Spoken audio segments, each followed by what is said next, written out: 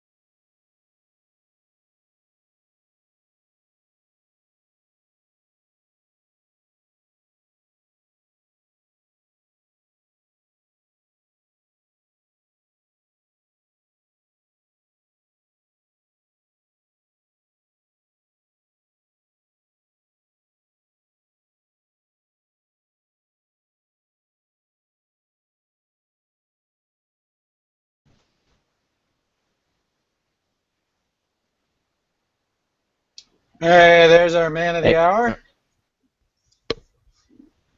Hey, can you hear me? Yep, loud and clear. Hello? Okay. I can hear you. I've been testing out the backup laptop. Okay, so Andre or Landon, if you can tell others the address, I'm gonna post it in. And you'll notice that I have the YouTube feed on, so it's a little bit delayed.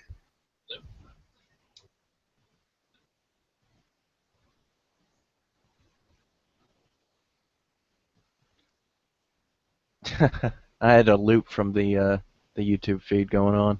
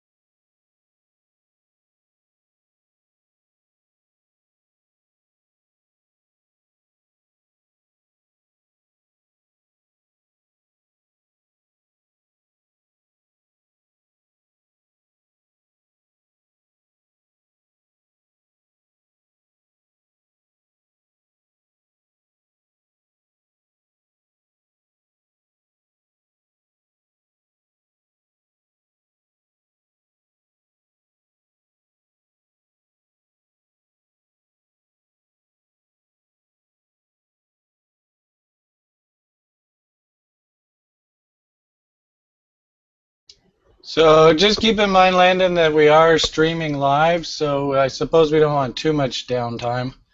I'm just sending out the address to the TradingView community and posting the address on the Twitter feed. Landon, can you hear me right now? Yeah, just doing the same. Okay, so as soon as I get these feeds posted, then we'll be up and running. And if you want to, on TradingView, let the other group members that were involved know that we're going here and give them the address, they're more than welcome to join. Sounds good. Okay. I might have to, if the connection gets bad, I might have to switch out to the laptop here. Just let me know if it's having problems. All right. And my advice is just talk slowly. You're in no big hurry. You know, as public speakers, we always have a habit of speeding up. So just go nice and slowly. We got lots of time, and basically, we're here to have fun, right? Oh yeah.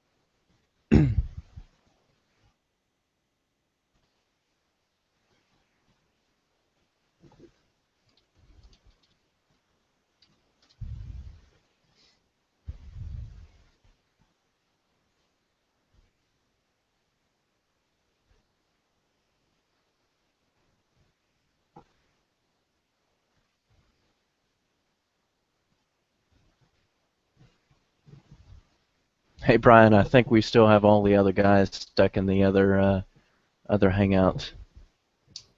Yeah, I just posted the message in TradingView chat. I guess when you dropped out of that room, did other people say, "Okay, we're coming too"? I see Andre's here. One person Looks came like in. everybody's still there. Well, if you want to drop out and then go, oh, here comes some people. Um,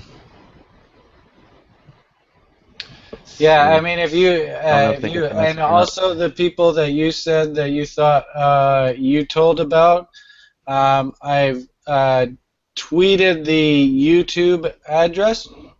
Hmm. Did you have that YouTube address? Yeah, yeah.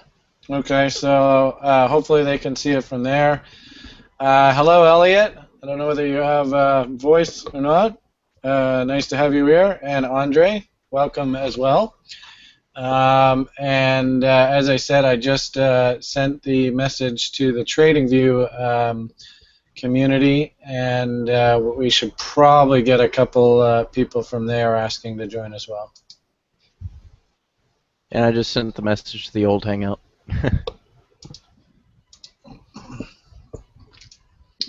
So I didn't think we could talk from Hangout to Hangout, but you can. Like, can you be in two Hangouts at once? I noticed on the laptop that I was in the last hangout twice when I was testing it, so I guess we can do that. Okay. And it's I'm now still 5:05. I mean, what I would, considering this is our first go at this, I mean, I'm not really going to be, sticking too tightly to time frames or anything. We'll just, as soon as we get comfortable and we feel like we're ready to go, then we'll go. yeah, just trying to And I get suppose I Chris. should also keep an eye on the YouTube feed for comments there. Do you want to test out your screen share? Make sure that you can post what it is that you want to present. Nope. Oh, hold on. Yeah, I just tested 2 Hangouts and yeah, it don't work.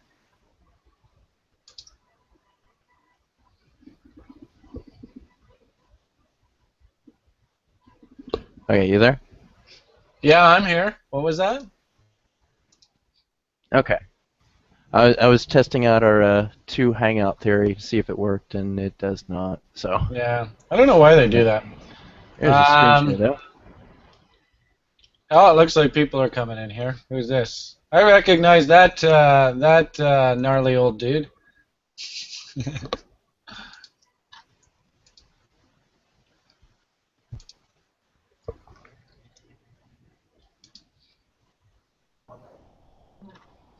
Let's see. I'll try and send these guys a message. They're rolling in.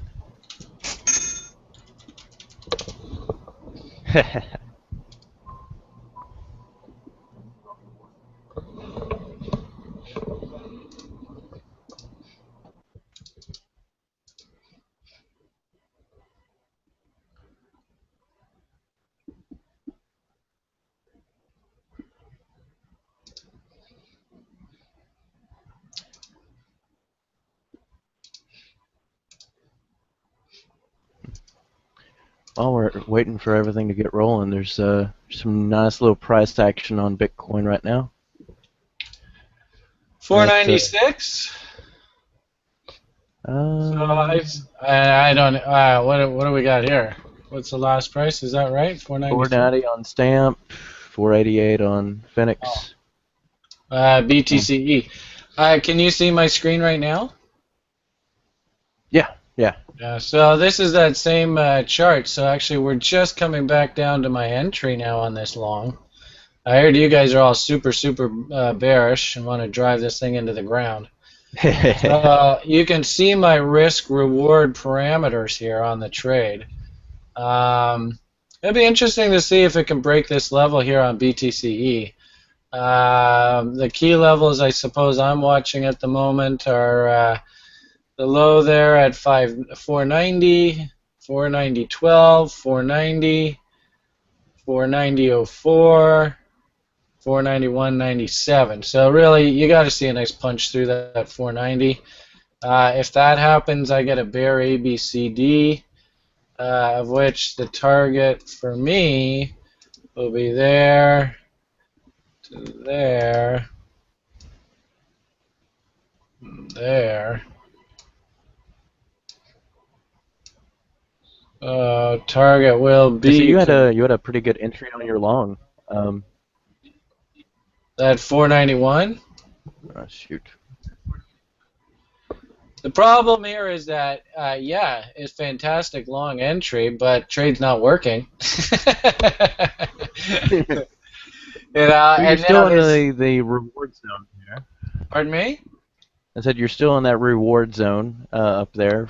Up when it was upward in the 500s, it seemed like, well, at least for me, with all the indecision, it would be a good point to exit and then follow whichever way the trend goes after the fact. Yeah, the problem with tinkering with these setups is that if you get in there and tinker with the trade halfway through it, and then the darn thing reverses here and takes off and hits the target, then basically you've missed a statistical input into your model, eh? So, I mean, we debate this daily. What do you do? What do you do? What do you do? Right? And I'm the type of trader, because I'm very mechanical in nature, that if I went in there and I blew it out here, I would actually be upset at myself. Because number one, I'm not letting the statistical model play itself out. This might be one of the 60%ers that does go up to the target. And if it does, and I got out here, then basically I just shot myself in the foot. Yeah. I mean, the model basically says that, and there's a lot of other mitigating circumstances here, we talked about the 13 EMA earlier and the rejection there. We talked about how on-balance volume has not turned higher here. Um, Momentum was kind of indecisive earlier, but sure looks to me like this is a double top breakdown here on my Willie. And we're not stupid oversold. So there's room to run here, and I hate when the MACD does this, where the MACD off of, all of this bearish action, the best it could do was just a V line up. And if that's the case, at some point, we got to come back down and test this low to see whether it actually is a real low. And so put this all together, this long doesn't look very good. But having said that, I just, like I didn't actually do the trade, but, I'm going to be, paper trade wise, I would basically want to live until either I'm proven wrong, of which I'm stopped out, or I'm proven right and the target's hit.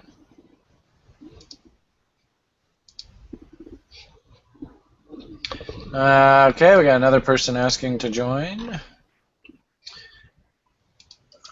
So, really, Langdon, I think the room's filling up to the point where basically we've got robust audience for you.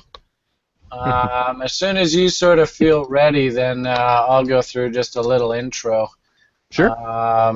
And we'll just get going. All right. Oh, we might as well roll it out. Okay, so we actually have whoops. We have people watching on the YouTube feed as well, so we probably have a good 20 or so people on board here. So I'm pretty stoked. Okay, so without further ado, hopefully all those can see my screen. Basically, my name is Brian Beamish. I am the Canadian Rational Investor. That's what I go by. You're more than welcome to visit my website, therationalinvestor.ca, and learn all about the various things that I do and who I am. I'm a very open person, and that sort of speaks to what the purpose of these shows are. I've been working on TradingView now for about 6 months or to a year. Well, actually, I guess a little longer than that. And I'm very impressed with both the quality of the charts and the ability to manipulate and change indicators to your liking, and also the community.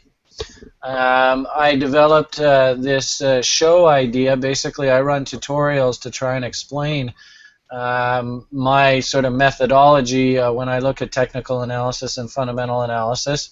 And you're more than welcome to look at my schedule that I have on Google of the various shows that we run, and the tutorial times, which are completely free of charge. And on the heels of talking just a bit about the tutorials, which I run every day, we have shows each day that are theme-based.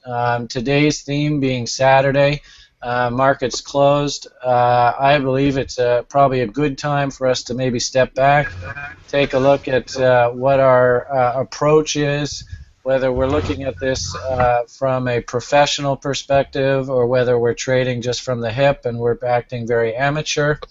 To that end, I have a gentleman who I respect from the TradingView community, LowPro, Landon. For those that are in the chat room here, you're more than welcome to say hello and a greeting. He has offered graciously to give us a short presentation on his methodology when it comes to trading and things like psychology, building yourself up for success, implementing trading plans, and all sorts of fun things. So without further ado, hello, Landon. Yeah, thanks, Brian. And yeah, I take am it away. not nearly as good as the as CRInvestor is with charts and everything else. In fact, no, I'd probably say that I suck at predicting the market pretty much. But I mean, this is more about just the trader introspection side, the taking care of your emotions, and I believe the key to becoming a good trader and beating the market's not really in the prediction business. Of course, you need that side, but it's more in the control side and the control business.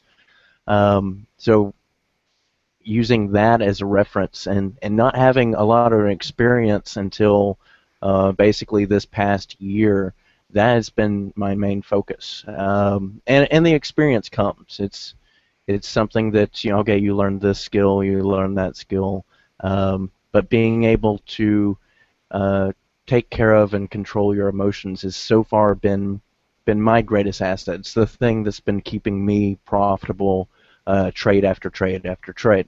And it's also the number one reason why I lose money is the emotional side, the breaking down of my rules, my discipline, how I set things up. And well, let's see. I got a quote here that I absolutely love. I'm a big fan of Jesse Livermore myself. He had a he started out his day trading career back when he was I think he was 14, 15, back in the bucket shops before the 1920s, and basically making short bets. And he's quoted with saying, all throughout time, people have basically acted and reacted the same way in the market as a result of greed, fear, ignorance, and hope. This is why numerical formations and patterns reoccur on a consistent basis. And this is really the whole basis of technical analysis. This is what we're looking at day in, day out. These certain patterns that arise, the rise and fall, pendants, bullish, bearish, everything that we see on there, especially in a market like Bitcoin. You know, I on the investor side, I'm more of a fundamentals guy. But on the trading side, we make our money pretty much from those emotional highs and lows. Being able to gauge that and see those patterns within the market and pull out certain aspects of it. Let's see what else. Let's see. I also got another quote here by Livermore, that there's nothing new on Wall Street or in stock speculation. What's happened in the past will happen again and again and again. This is because human nature does not change, and it is human emotion solidly built into human nature that will always get in the way of human intelligence. Of this, I'm sure. That's I'm sure one of the big reasons why Brian Beamish himself is such a successful mechanical trader. It's why bots are so popular. I mean, they abide by a set of rules, by a set structure, and don't really deviate from them. Any thoughts, Brian? CR?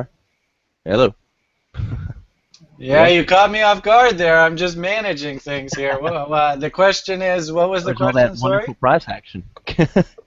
I beg your pardon. Ask the question again. I had a question. I'm not sure. Let's see. I was I was saying that I was jumping off the fact Jesse Livermore talking about how it's a human emotion solidly built into human nature that always gets in the way of human intelligence. And I was saying that I'm sure why you're such a mechanical trader for everything that you do. Indeed, I would. The only thing I would add to that is there are basically two words that drive us as humans when it comes to the marketplace, and they are fear and greed. And the sad part about it is, of course, the public always buys at the top and they always sell at the bottom. And it is, in essence, a function of that fear and greed cycle that we go through.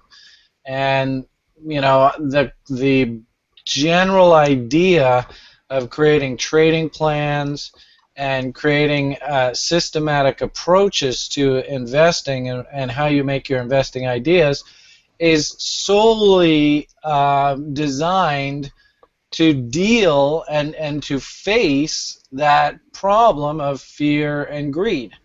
So simply put, in fact, Landon, we were joking earlier today of the concept of FOMO, or fear of missing out. And that's the greed part of our human nature that takes over. Conversely, when assets dump hard in price, we as humans, the question is, do we fight or do we flight? And interestingly enough, I believe that through our sort of our DNA, our evolution, it actually it was in our best interest if we had big, saber-toothed tigers or brontosaurus or tyrannosaurus rexes chasing after us. It was probably in our best interest to flight rather than to fight. In essence, those two words often drive investor sentiment. And of course, we always know that usually if you follow those basic tenets, that's feeding into that human emotion factor, and it's usually the wrong thing to do.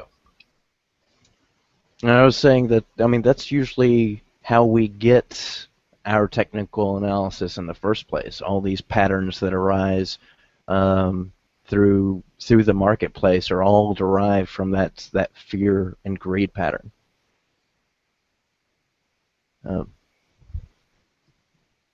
Indeed, I agree. So Landon, you were showing me earlier today you had a nice little sort of document. Were you going to fire that up on the screen share for us, or were you thinking this would just be more verbal? The spreadsheet? Well, any tools that can sort of help people, whether they be that earlier you had a nice little one-pager of quotes from Mr. Livermore. I do remember seeing a spreadsheet. Just anything that when people look. I mean, for example, I will post right now. I wrote a course on how to invest for the Canadian Chartered Accountants Society, their continuing education program. And I will, for the record, this thing just sits on the internet for free. Anyone who's interested, you're more than welcome to look at it at your leisure and review. Let's just make sure we have the right web page up for you here. Pop over here. For people that are in the Hangout, where's the Hangout? It's over here. This is the address, so feel free to pull it down. But as you can see on the screen share, basically I have two rules of investing. And this is in the introduction of the document. And I will copy and paste it for the YouTube viewers as well. Let's make sure we're on the right page here. There we go. Right, and they don't want me to publish a link in the comments, which is a shame. And keep in mind, anybody who is watching this, please understand that this is our beta version. This is our very first attempt at this show. So Disclaimer. You never know how this is going to go. I'm going to add that Google document link into the description. So you're more than welcome to take a look at that at your leisure. There it is there. Now, when we look at the document, and this is basically I was a broker for a number of years, and the document basically summarizes, this is Introduction to Capital Markets, how they work in building an investment plan, and it summarizes basically my entire approach to investing. And I have two rules. They're nice, simple rules. Rule number one has everything to do with trading systems and algorithms and all those kind of fun things. And that's not really the purpose for this presentation. But rule number 2 is right down the alley of this presentation, and that is, just bear with me, another person has asked for the address, so I just want to give it to them. What page do we want to be on here? Bear with me. I think over here. There we go. Hey Brian, All you right. can post it into the comments if you just take out the HTTPS, and what'll happen is it'll actually automatically add there when they go to click on it. Oh, that makes sense. Yeah, you're right. Well, it's in the description right here, the Google Docs. So I think anybody, and we have 13 people on the YouTube channel, and of course you guys in the Hangout should be able to get that link that I just posted. So, all right, back to the presentation. All right. So which show is this, James? This is the trading plan show. We're talking about risk management. We're talking about building trading plans. We're talking about psychology, all those kind of fun things. All right. So we talked about rule number 1, which is. I'm sorry, Landon. Did you have something to say there? Oh no, I was just seeing if this was working. Go ahead. All right. So rule number 1 is all about trading systems. We can always talk lots about that. But rule number 2 is what we're really getting at here. And as a broker, I found the biggest mistake new investors make is they come up with an idea, they have a bit of money to work with, and they shoot the wad on the idea. And usually it's something. The story is something along the lines of, "Well, I was at work today, and somebody gave me a hot tip. It said this stock was going to double in the next 2 weeks. I got to buy it now." So as a broker, I used to see that time and time again. And ironically enough, the worst thing that can possibly happen to that person is for that stock pick to work. Because then, for the rest of their trading days, they will be looking for that same trade and figuring that every single trade should go that way. Ironically enough, the best thing that can happen to you as a new trader is actually for you to take a couple losses right off the bat, so you realize how tough this game actually is. So rule number 2, and as I said, I talk lots about it in my course. Basic premise is that this was actually taken from people who gamble for a living. There are people in our world that literally play poker or play blackjack, and they play it for a living. They're professional gamblers. And I see it looks like James I is actually that. did that for a little while. All right, so we all, and hopefully, basically, the idea that statistical models can be used in something like poker, and if you play the statistical models correctly, you do have an edge. Well, stock trading is basically the same thing.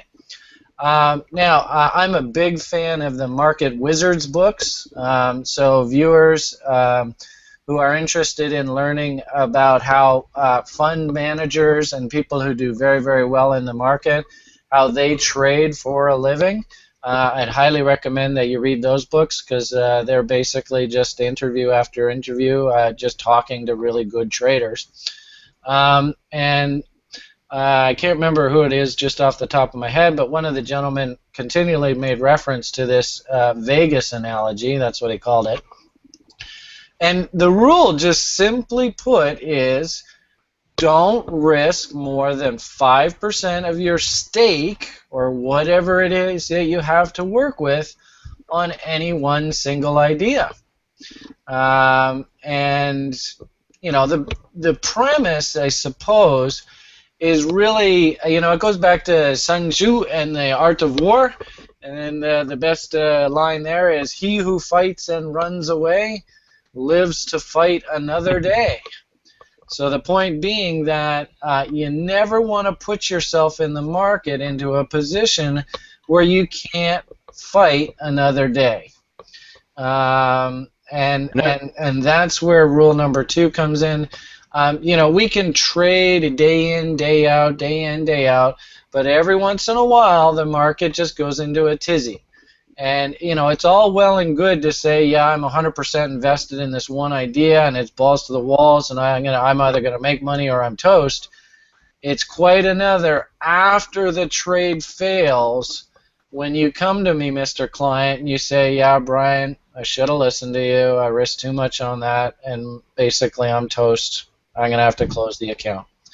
And it's actually a very depressing situation for the client.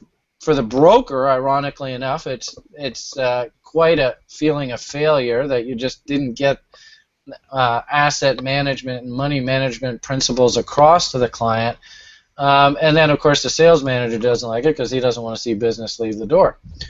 So, you know, put it all together. The two rules, if the rules are followed correctly, it's actually very difficult to lose money. But most people have a very, very hard time following the rules.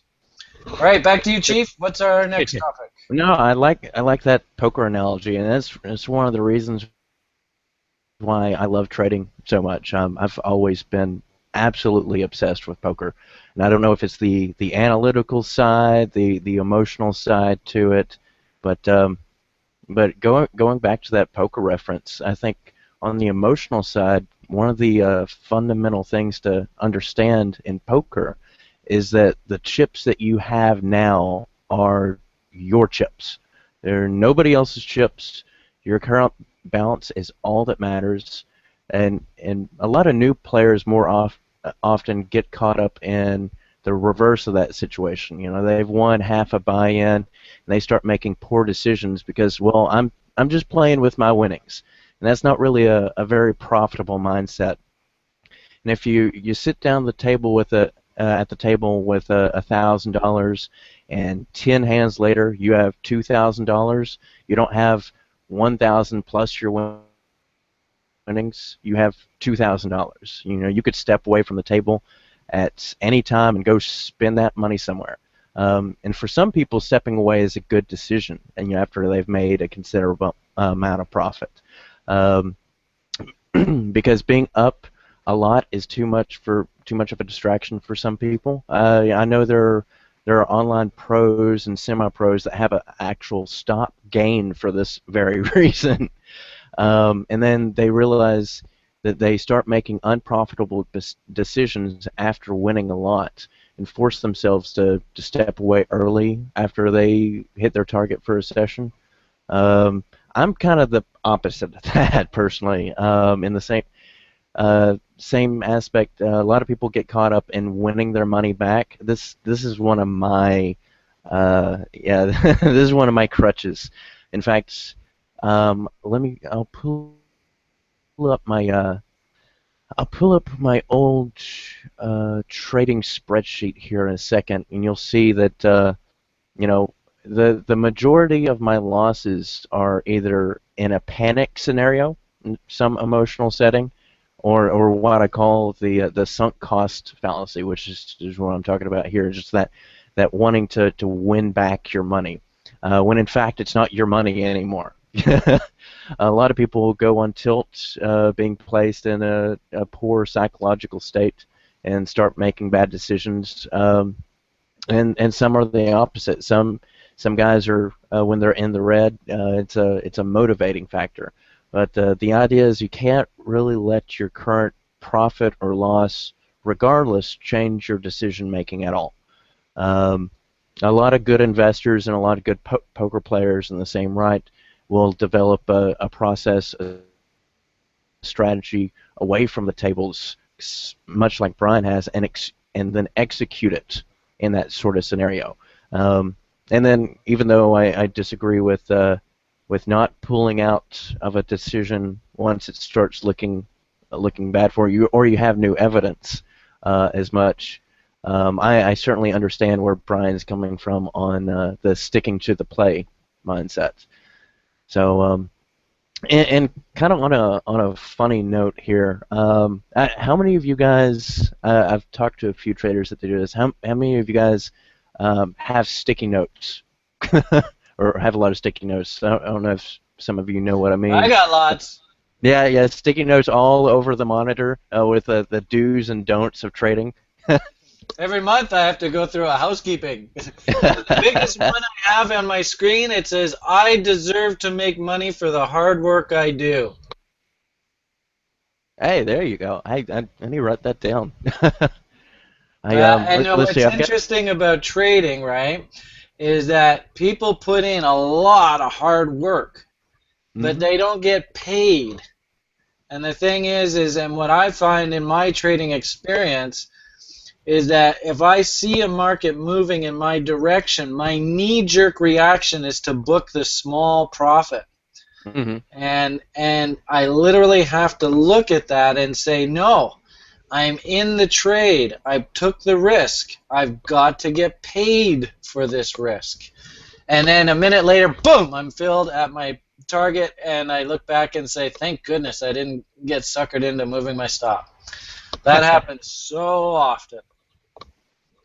Now there are certain scenarios, though. You have to admit where you're presented with new information that absolutely refutes the previous plan, right? Well, for me, if that's the case, then really that's a flaw in my original trade setup, right? Hmm. So, like and when I do these presentations, and we do these little hangouts and stuff, and I'm constantly putting up OTE levels and stuff, those are setups, but that doesn't necessarily mean you take every single setup.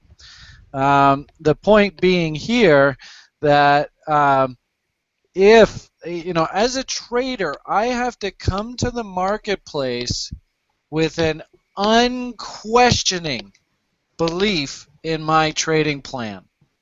I have to look at my trading plan and without a shadow of a doubt know that number one, I'm going to execute it, and number two, I have full confidence in the plan.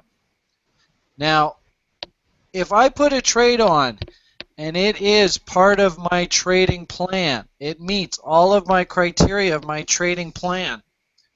If the trade fails, I believe that that trade is a success. Because we know as humans, we're never going to be right 100% of the time. And as traders, we have to be able to embrace failure. The question ultimately really is my trading plan workable? Does that make sense what I'm saying? Like you may trade double bottoms or double tops, and that's your trading plan. Now, we all know that the market likes to run the bottoms of double bottoms or the tops of double tops. We also know that statistically, that doesn't happen more than 50% of the time. More than 50% of the time, the double bottoms or double tops will hold. Now, you may get into a wonky trading environment where 4 or 5 of those trades go wrong in a row. And maybe you have to step back, look at your trading plan, and decide that the trading plan isn't relevant given the current market state. And if that's the case, then so be it.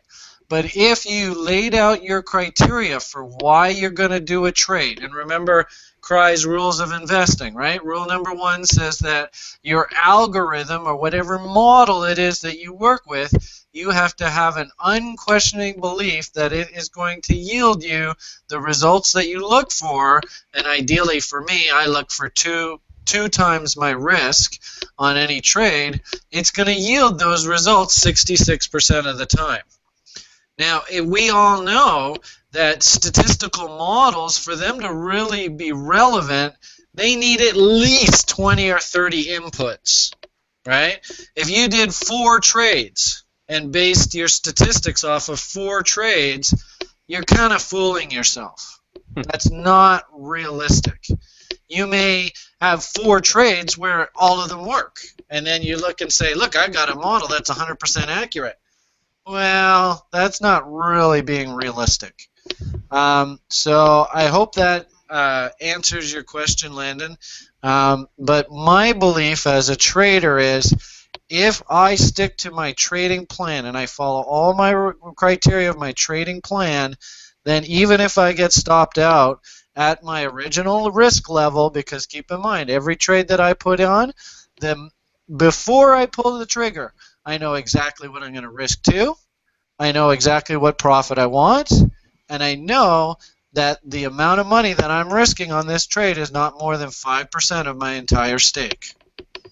Now, if rule number one isn't quite true, and you've done a number of statistical inputs into your model, and it turns out your model's only 33% accurate, well, that's what needs to be changed. Yeah, absolutely. In fact, it's funny you were saying that because one of the big sticky notes I got is if you are not sure, do nothing because nothing is better than losing.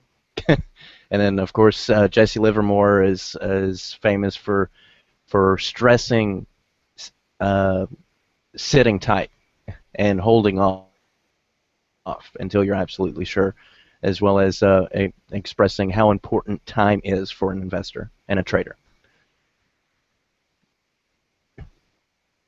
Well, and I honestly think, I look at this current Bitcoin market, and, sadly, what I see is a lot of new people that are coming to this market, and, like they go and buy their Bitcoins, and all right, now I'm a bull.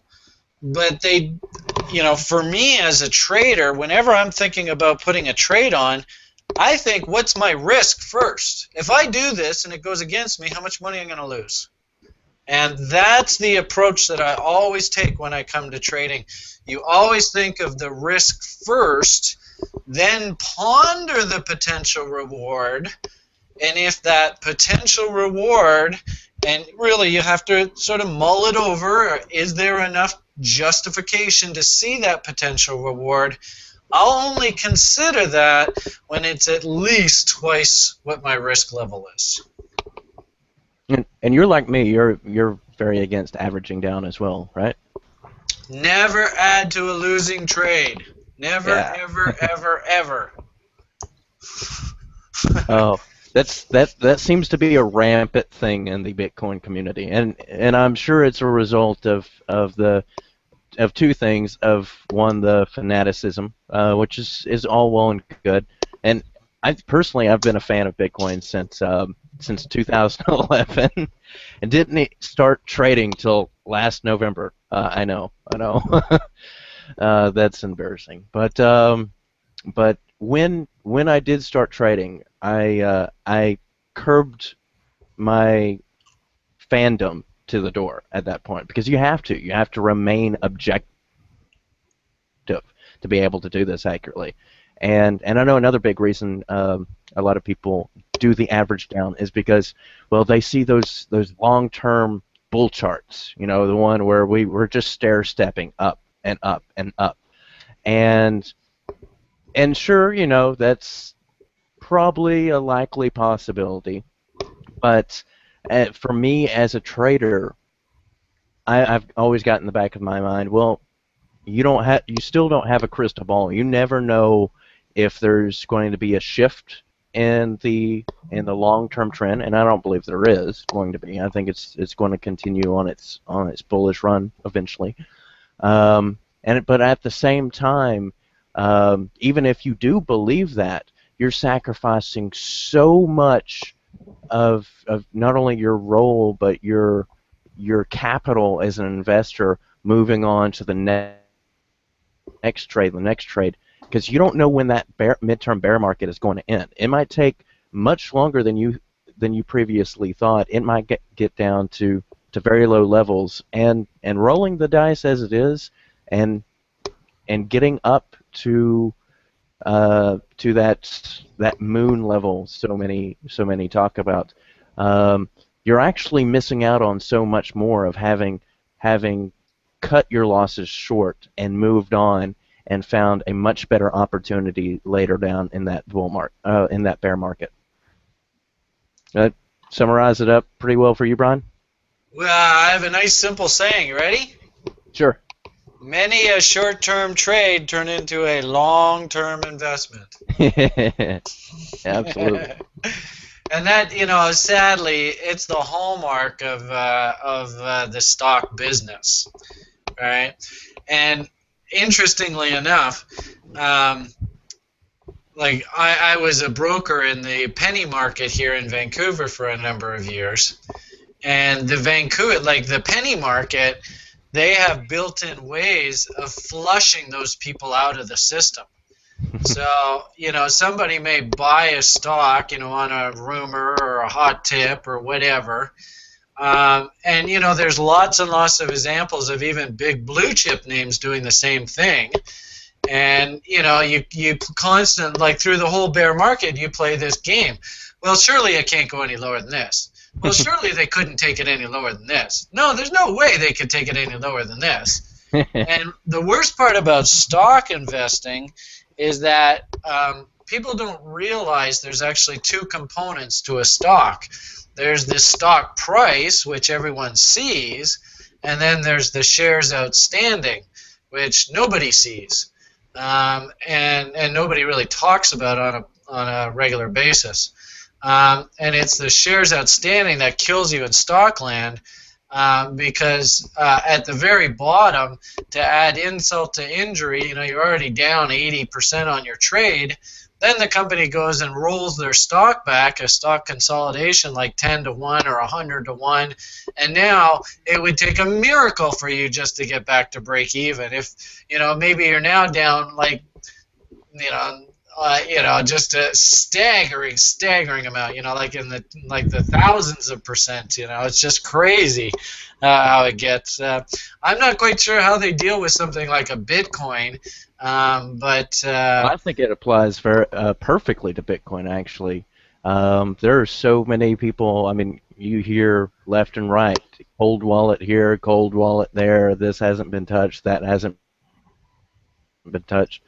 There are so many shares, and I know you hear the depreciating number of bitcoins available over the course of so many years, but you also have, in comparison to what's actively being traded on these exchanges, a enormous amount of Bitcoin coins outstanding. They're just sitting back in reserve that could be pulled into play at any time.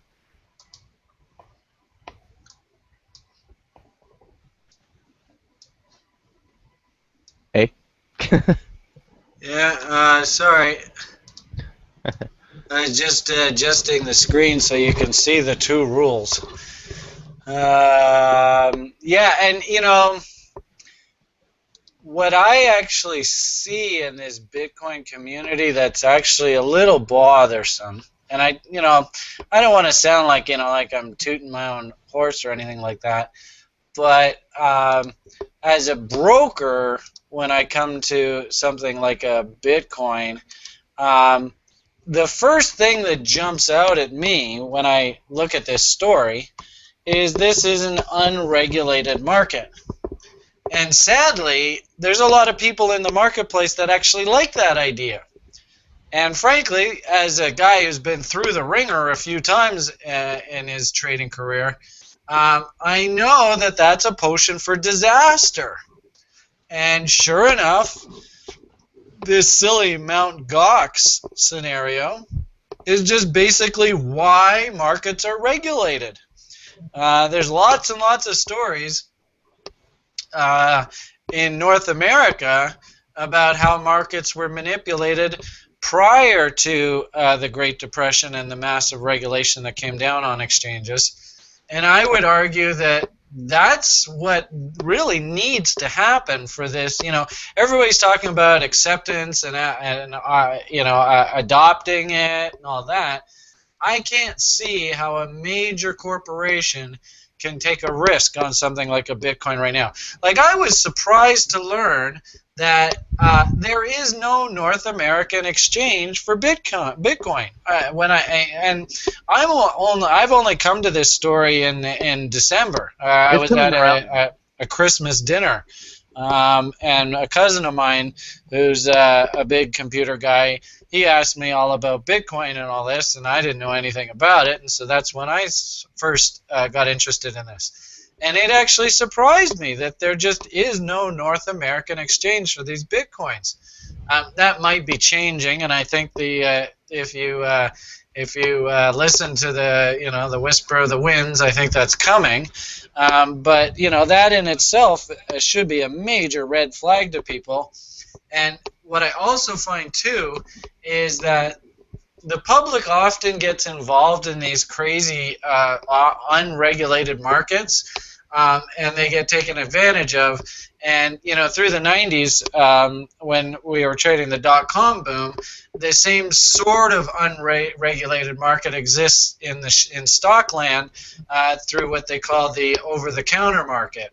There's things like called the pink sheets markets down in the States, and the bulletin board. And I used to caution people that it literally says in the pink sheets notes that management is under no obligation whatsoever to tell you the truth.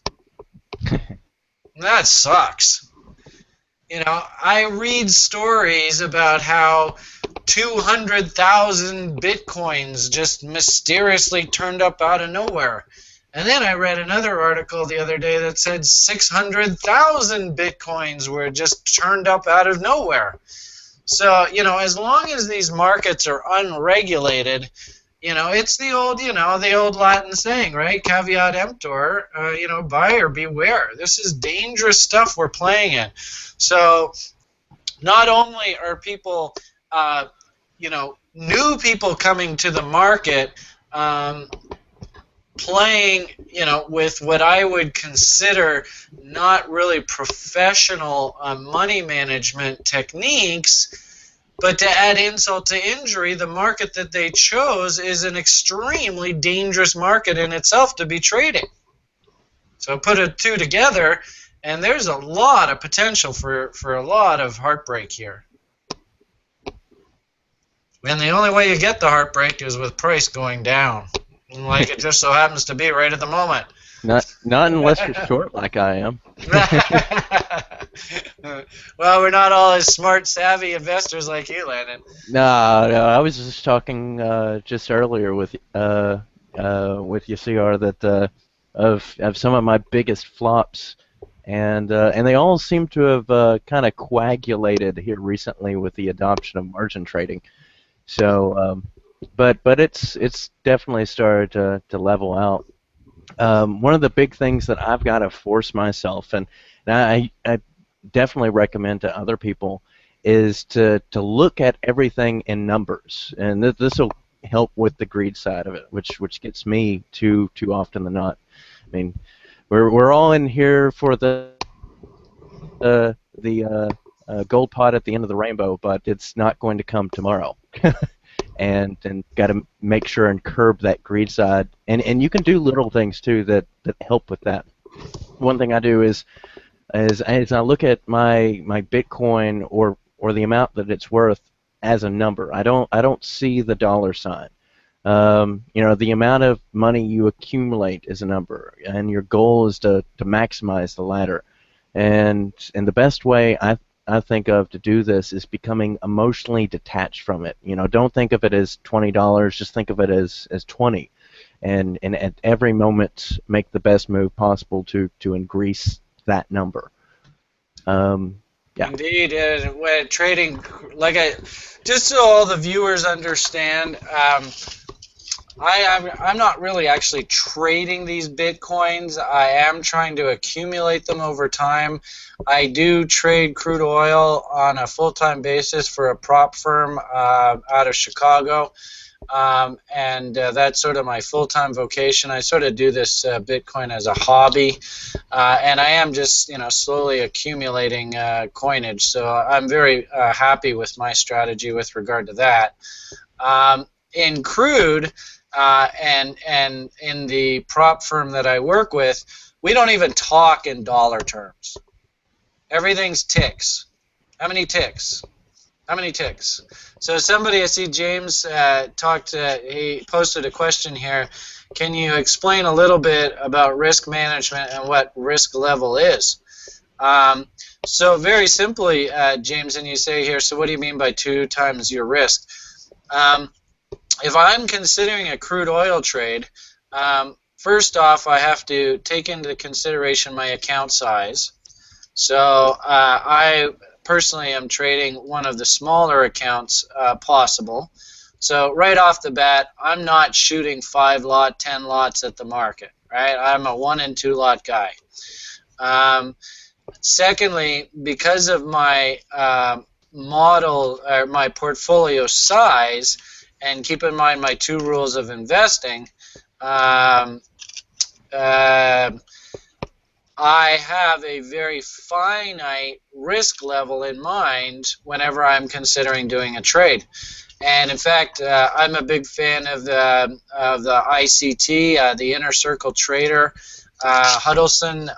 He's on YouTube, and regular listeners will know that I make reference to him a lot.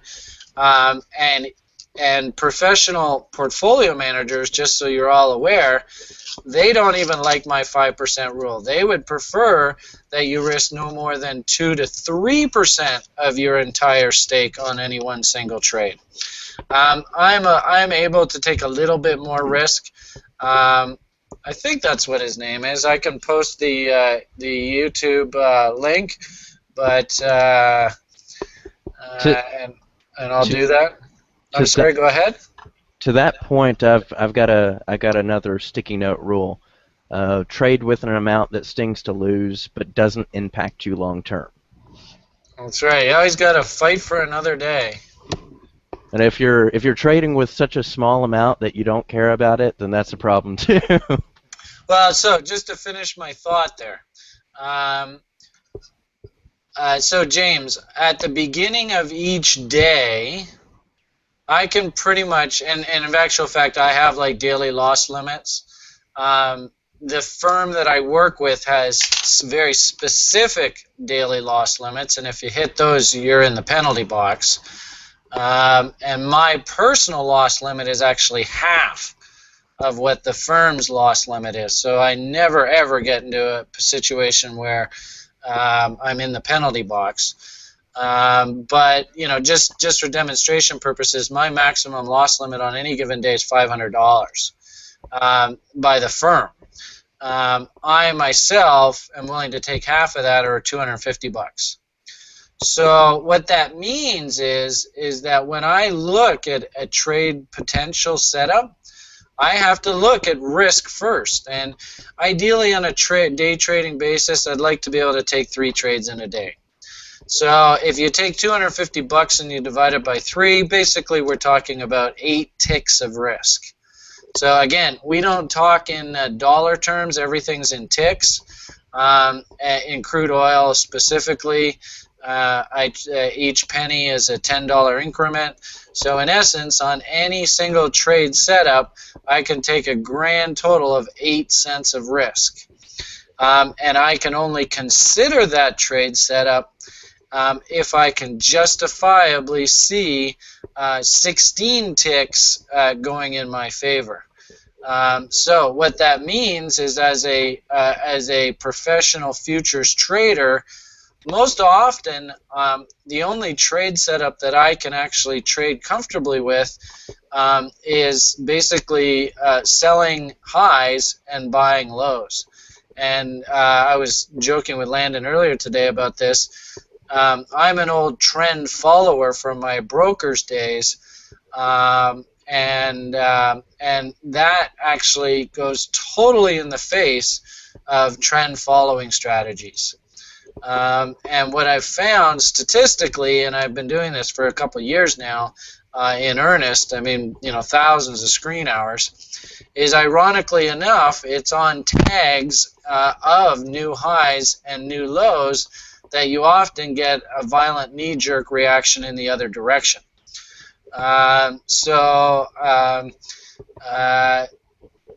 The point I'm trying to make here is I'm obsessed with risk. Obsessed, obsessed, obsessed. And because I have such a small account, I have to only consider trade setups that meet that very, very, very tight risk window. And that means that a lot of days I just sit there. And in fact, I think it was on Tuesday, I sat in front of my screen and waited for like 6 hours for a trade setup to come in. Turns out it was profitable. I did the trade in about maybe 3 or 4 minutes.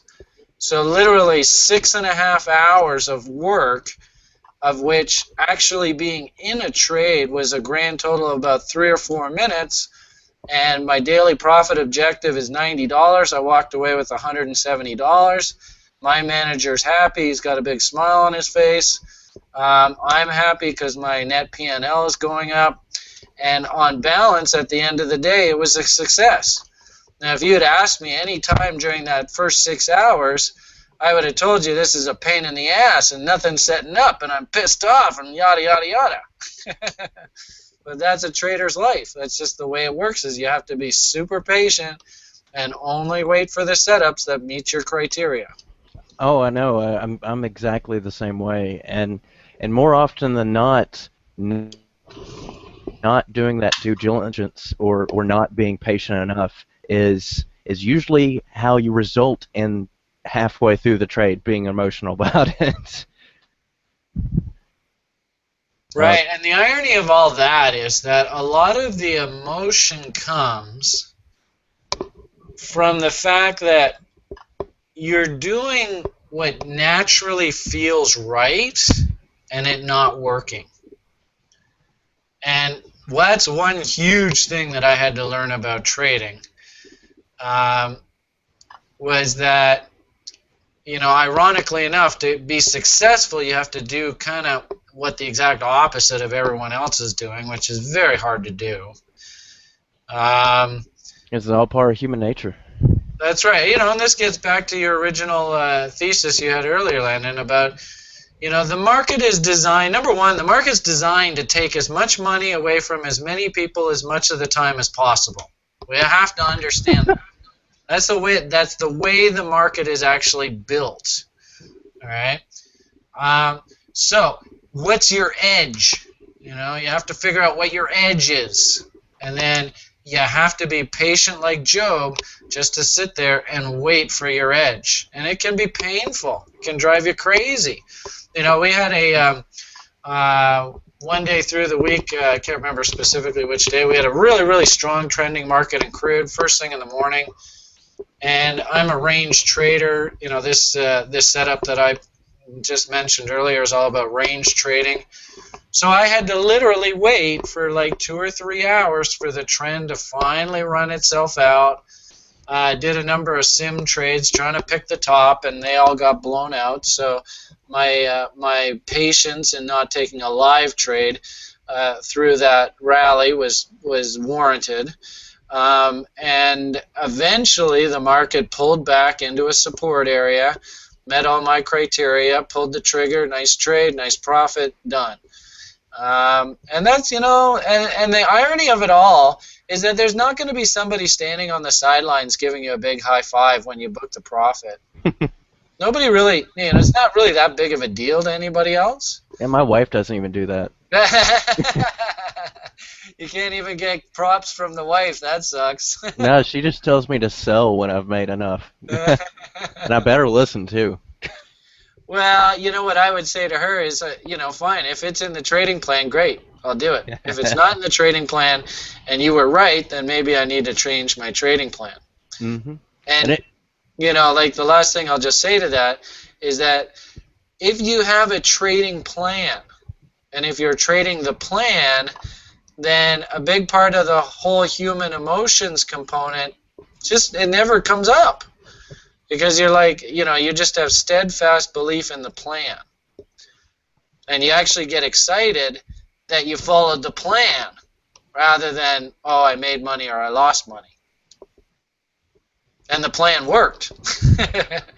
Oh, that patience part is a really difficult part for a lot of traders. I mean, and me too. But I'm getting better at it personally. when you see something, you're talking about the range movements, and we just had that bear pendant and that range come across, and I made some pretty decent trades in throughout that range, and then had that moment where I shorted the 500. It dipped down to 486, and I was like, I'm going to take a nap, and woke up with it back at 500, but I just held on to it. But on the patient side of it, so many people don't realize that a trader's greatest friend and the greatest asset is time. It's there's a lot of ups and downs in the market, and the winning trades, if you're patient, they just come to you naturally. Um, I think I think it was also Livermore stated saying, play the market only when all the factors are in your favor. No person can play the market all the time and win. There are times where you should be completely out for emotional reasons as well as economic reasons. So and he was a big proponent of patience and time and just sitting. He's one of his famous uh, sayings on the let your profits run is buy right, sit tight. And he's also said, don't give me timing, give me time. So and of course he was the boy plunger kid at 14 who started out with nothing and turned it into $100 million back into the 20s until he broke away from his trading plan, from everything that he had built up. And $100 million in the 20s, Jesus. I mean, I don't even know how to calculate that exchange rate off the top of my head. I know it's a lot, but he eventually lost it all down to $5 million, which would be fine for me today. And then shooting himself in the head. So stick to that trading plan, otherwise you might end up like Jesse Livermore. Well, and also too, you get, like I see, the guys that I work with in Chicago, and by all means, if anybody is out there and reckons themselves as a good fund manager and can kick some ass in the market, it's not like this is some sort of exclusive club. You can all go, if you think you got what it takes. The company is called Top Step Trader, and it's basically where I went years ago to start my prop trading firm. You demonstrate to them that you can trade and you can make money, and away you go. It's just simple as that. So it's not like this is some exclusive club. Now, the issue is being able to trade consistently and profitably. Now, that is an exclusive club. So this, it isn't easy what we're talking about here. But if in fact, they're the 3 Ps: patience, persistence, and perseverance. Those are the keys that you have to be a good trader. That's why one of the reasons why I haven't broke out and done much of anything else. I still consider this a hobby, even though deep within my heart I want to do that very thing and go off onto my own. But I've got to have that proof of concept first. I've got a newborn little girl, and I've got a very consistent job. So, and it's really something everybody should do before considering taking this on as a full-time thing, is just having that proof of concept. And I first did that when I first tested this out. I started out with like $400. It was enough that I'd miss losing it. So it fit into that trade with an amount that stings to lose category, but it wasn't. But I could toss it away and it wouldn't impact me long term, of course. And I went into it fully expecting I was going to lose it all, and I ended up getting lucky, and turning that into about $2,000, and then losing nearly every bit of it down to my principal. And then from there, I realized right off the bat, I mean, just from that initial loss, and that okay, well, I've got to start figuring this out. And I've got on the. Can you guys see the screen share here? I've got one of my early trade journals, and this is actually from when I'd gotten it up to 1700 for my test account back at the start of January 1. And if you guys recall on the Bitcoin side, that's when we had that jump up after the initial crash, and then it leveled out and was horizontal for an eternity. But and I started dating the times, and I really, in hindsight, probably shouldn't have had the dollar loss gain side to it, because it just adds more to your emotional factor. But I had the percentage loss and gain, and as you can see, that 18% gain from that normal pump up, and then the excruciatingly slow market where I really shouldn't have been trading any of this. But what you'll notice here is the losses that I've got highlighted. I've got why I lost on that trade. and one of the big things that I realized right off the bat, and it's really the basis of hammering down the discipline and the emotional side, is just look at this panic buy. I didn't put a stop there, and I slept in a trade, so I had that big loss. Again, no stop loss. I learned after those two losses. Sunk cost fallacy, which is going back to trying to make up a loss after the fact. Panic buy, sunk cost, reckless short, so more of a knee-jerk reaction, sunk cost, small stop loss order, and then I had my last one was a horribly stupid. This is the one I was telling Brian about earlier. A horribly stupid panic buy in the Litecoin side that I ended up regretting. And unrealized, I was down, oh gosh, by like 30%. It was brutal, but there was a lot of good news coming out and indication of it rallying up, and I ended up closing it out at a 8% loss, and then buying back in at a different point. But I had a goal here of 1.5% a day, and I'm sure Brian can attest to this. 1.5% a day is an outrageous goal. This is nearly unrealistic in the actual day trading and investing community. It's not so bad, but not so bad. The problem is when you're consistently trading these bitcoins, is that the commissions just eat you up. Mm-hmm. Oh, this was included with commissions. So your net gain to you would be like 1%, and you wanted to make a gross of 1.5. Pretty much. Well, no. My goal per day was about 2% gains, and at the time I was. That's asking. Yeah. I don't know. At the time I was on BTC-E, which had what was it, 0.4 round trip. So I'm on Bitfinex now, which is less, considerably less. I think it gets to 0.3 or less round trip. But I was getting close for a while to that 1.5 mark, and that was pretty much the validation for me, that consistency to then further invest and deposit more money into my account. Well, and that, that's a trap, right? Where, if you have a slow grinding market that's moving higher, people can get sort of lulled into a false sense of normalcy.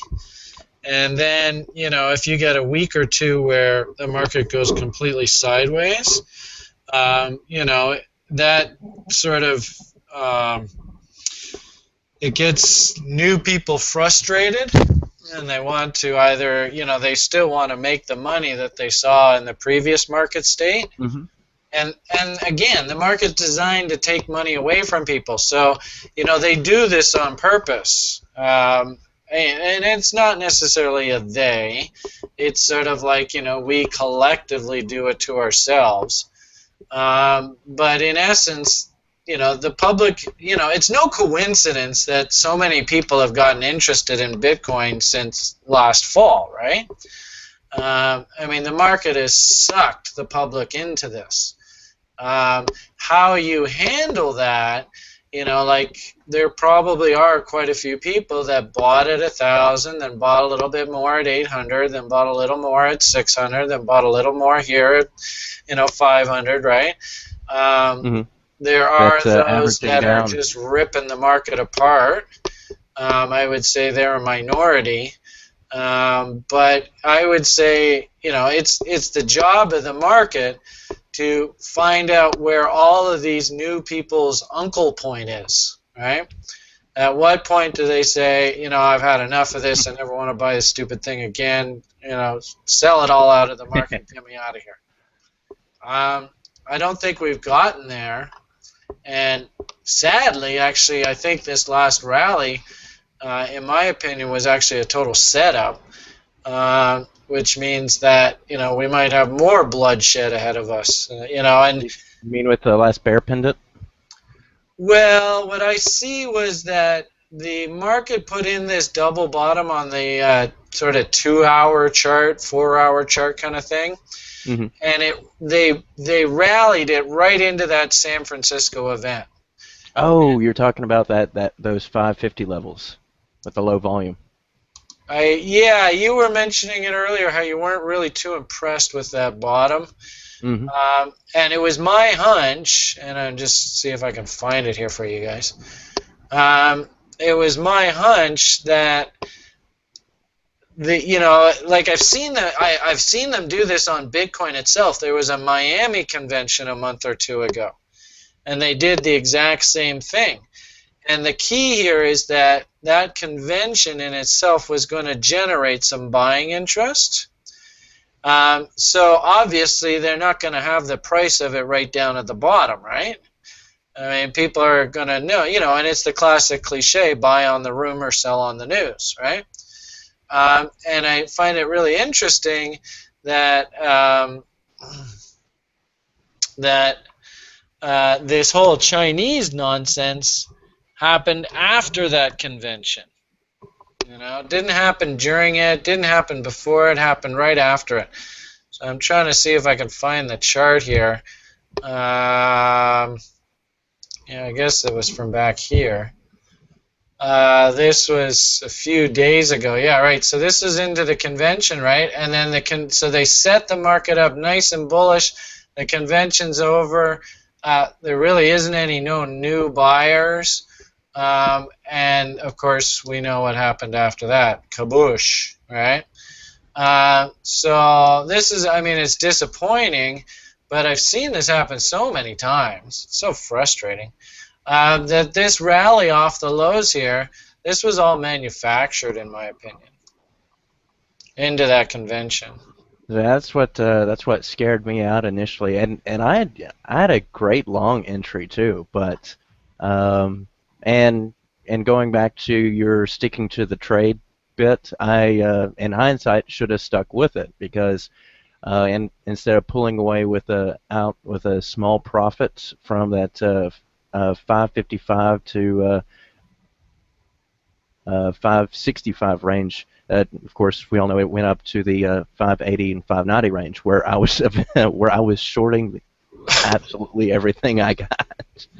Yeah, At that that's point. fascinating, man. So there was something about this here, this rally up to 580, 590, that just got you super bearish. Hmm. I'd be really interested to learn what that was, but that's a conversation for another day. So where are we now? We're 20 after 6. How are you feeling? Me? Yeah. Oh, good, good.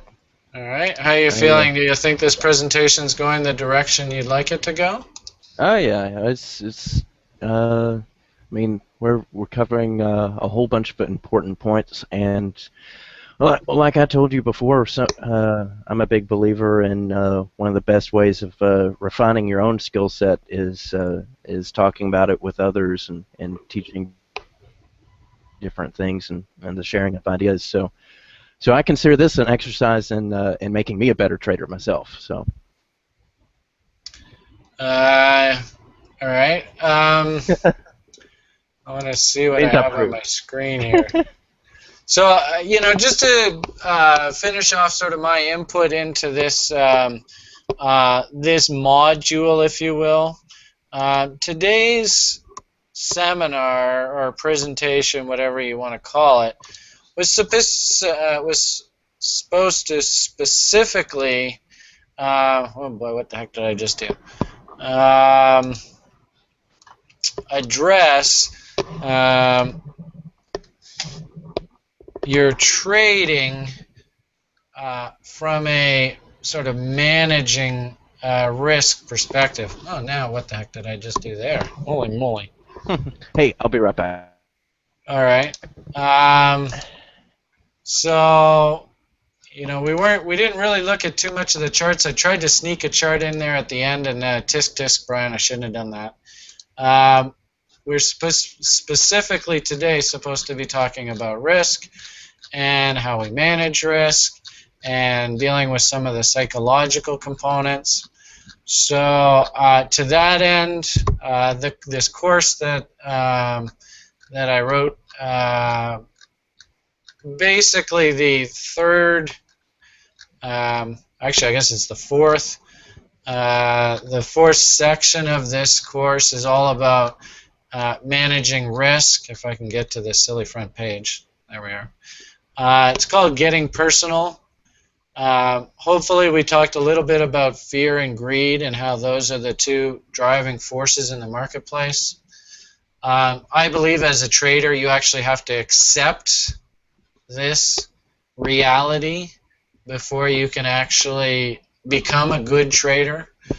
I love the line, opportunity is now here. And the reason why I love this is because there's actually two different ways to read this line.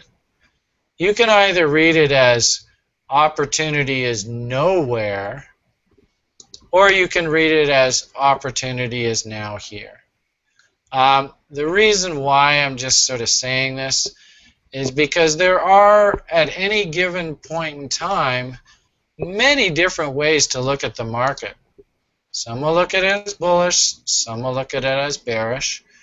Let me go back to that screen share. I didn't realize you guys couldn't see this. Let's make sure you can see this. Alright, so you can see it now. So where were we? Number point, fear versus greed, opportunity is now here. I absolutely love that line. Hopefully we've talked a little bit about planning the trade ahead of time, and then once you've planned your trade, to trade the plan. And really, in my mind, you're only successful as a trader if you follow your trading plan. And it's when you deviate from the plan, that's usually when most trouble happens. We haven't really talked too much about this today, but minimization versus mitigation.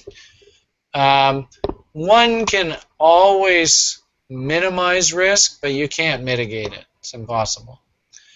From an investment perspective, it turns out that there were some Nobel Prize winning economists who proved about 20 years ago that actually to minimize risk and to achieve the maximum return, it's actually impossible to do without diversifying. So all investors, if they follow the efficient frontier method, by default are diversifying, i.e. spreading their risk and all those kind of things. In this course we talk about different risk benchmarks. I also like to talk a little bit about how you personally handle risk. Because there's some people in this world that they can't handle risk, and trading is just not for them. And they may really want to trade, but unfortunately, just because of their personalities and their inability to handle risk, they can't. And I personally deal with this because I really don't like to lose money. We talked a little bit about incorporating a risk-first approach to investing. If you think about what you're going to risk first before you think about what you could possibly make, you can always put the trade into context. Ideally, I want a 2-to-1, 3-to-1, 4-to-1 risk-reward ratio. And it's interesting, Joe the Chasm and I did a show on Monday where we actually have a 10-to-1 risk-reward ratio. I mean, that's some serious power. Talk a little bit about diversification, not so much in today in particular, but again, we talked just a moment ago about the efficient frontier. If you have questions about that, we can always talk more about that. There's always a difference between investment risk and trading risk. Trading risk specifically, what we're talking about is one instrument and being wrong on the trade, whereas investment risk, there's a whole bunch of different risks involved in that. We've talked a bit about my second rule for investing, and hopefully you all know it by now. It should be fairly straightforward. Don't risk more than 5% of your stake on any one single trade. I think I'll finish off today. Landon, do you have any comments on any of those points that I made? Are you here? All right, maybe we've lost him. I'll finish off today if oh, is he back? Can you hear me? Is that you, Landon? Or are you with us? Can you hear me? I can hear somebody. I don't know what happened to the volume here. Okay, can you hear me now? Yep, loud and clear. Better? Yep. Okay, good deal. I was going back to the point you made on how some people can't handle risk, and for me, I'm used to handling the stress. I've come from a history of, well, where pretty much I've been in a stressful scenario nearly constantly. But the biggest aspect for me on being able to handle the stress of trading, even for somebody who normally can't, would be the introspection side. I mean, constantly checking your mental and emotional states, and that self-examination that allows you to check your emotions at the door is something that I always have in tow, on guard at all times. I don't know how you. I mean, if you practice a lot of introspection with yourself as far as mental states and trading principles, but yeah, that's how I consistently refine and deal with my stress personally. Yeah, you know, for me, it's really weird. For me, whenever I put on a trade, because I already know what the risk level is and what the reward level is, I don't often get too stressed about it. The stress for me is watching the setups come and then stressing over whether I should put the trade on or not. If I have the trade on, then it's weird. It's like a fait accompli. And I just live with the results. And it's funny because we often chat about this at TST. We can sit in a losing position for hours. Like, let's say on previous models that I would trade, I could go up to a 15-tick stop. So I could literally put a trade on 2-to-1 risk reward. So I'm looking for 30 ticks. I'm willing to risk 15 ticks. It might go up maybe a few ticks, half dozen or so. Then it'll pull back and it'll sit negative. And I can literally sit in that losing position for hours and hours on end. Ironically enough, the hardest time for me is when, especially if I have like a 30-tick reward window, if the trade's up 20 ticks. That's when it gets most tempting to get out. And that's where I have the hardest time. And what I would end up doing historically is I would book a whole bunch of +3 ticks, +4 ticks, +5 ticks, then a -15 ticks, then a +3 ticks, then a +4 ticks, +5 ticks, then a -15 ticks, because you're always, as soon as you see the money, the trade go well in your favor, you want to book the profits, and you're so fearful of giving back those profits. When the irony of it all is, when that trade starts going in your favor, that's the time when you have to, be introspective. I would love to learn to be better at that. Trust me. Now, like they the say, model that I'm using right now, because my reward window is only 16 ticks, usually I get filled so quickly I don't have time to screw the trade up. Well, how do you decide within that window? How do I decide what? Oh, within your reward window, where the door is. Well, keep in mind that by default, my trades are designed to spit up a 2-to-1 risk reward. So if I know that I'm going to risk 8 ticks on a trade, then I know that I'm going to exit at plus 16 ticks. So if I do that, then the levels are already predetermined. Mm-hmm. Now, the key is that plus 16 ticks realistic? Now, usually what happens on my setups, on this particular setup that I'm running of late, is that you'll get a run of either a low or a high, and the 13-period exponential moving average on the 15-minute chart, usually that's sort of like your magnet, like the price wants to be drawn back to those moving averages. So if you get a big run-up, and the market zips above the value high on the day, let's say, goes up, tags the old high, takes it out by 1 or 2 ticks, then statistically the odds are that price at some point over the next, say, could be 15 minutes, could be next half hour, it's going to want to come back down and tag that 13-period exponential moving average versus taking off. Because you know what they say, right? Markets range 70 to 80% of the time, and they trend 20-30% of the time. So if you just work with that framework alone, basically I'm suggesting that selling that tag of the new high has a 70 to 80% odds of success.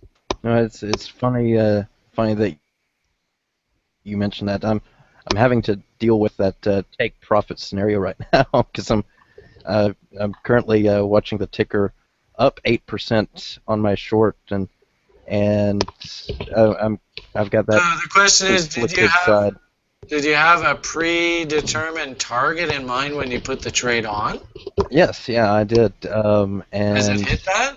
Not even close. Well, so and Mr. Inner Circle Trader, Huddleston, he says that you should trail stops the second to third previous 15-minute peak.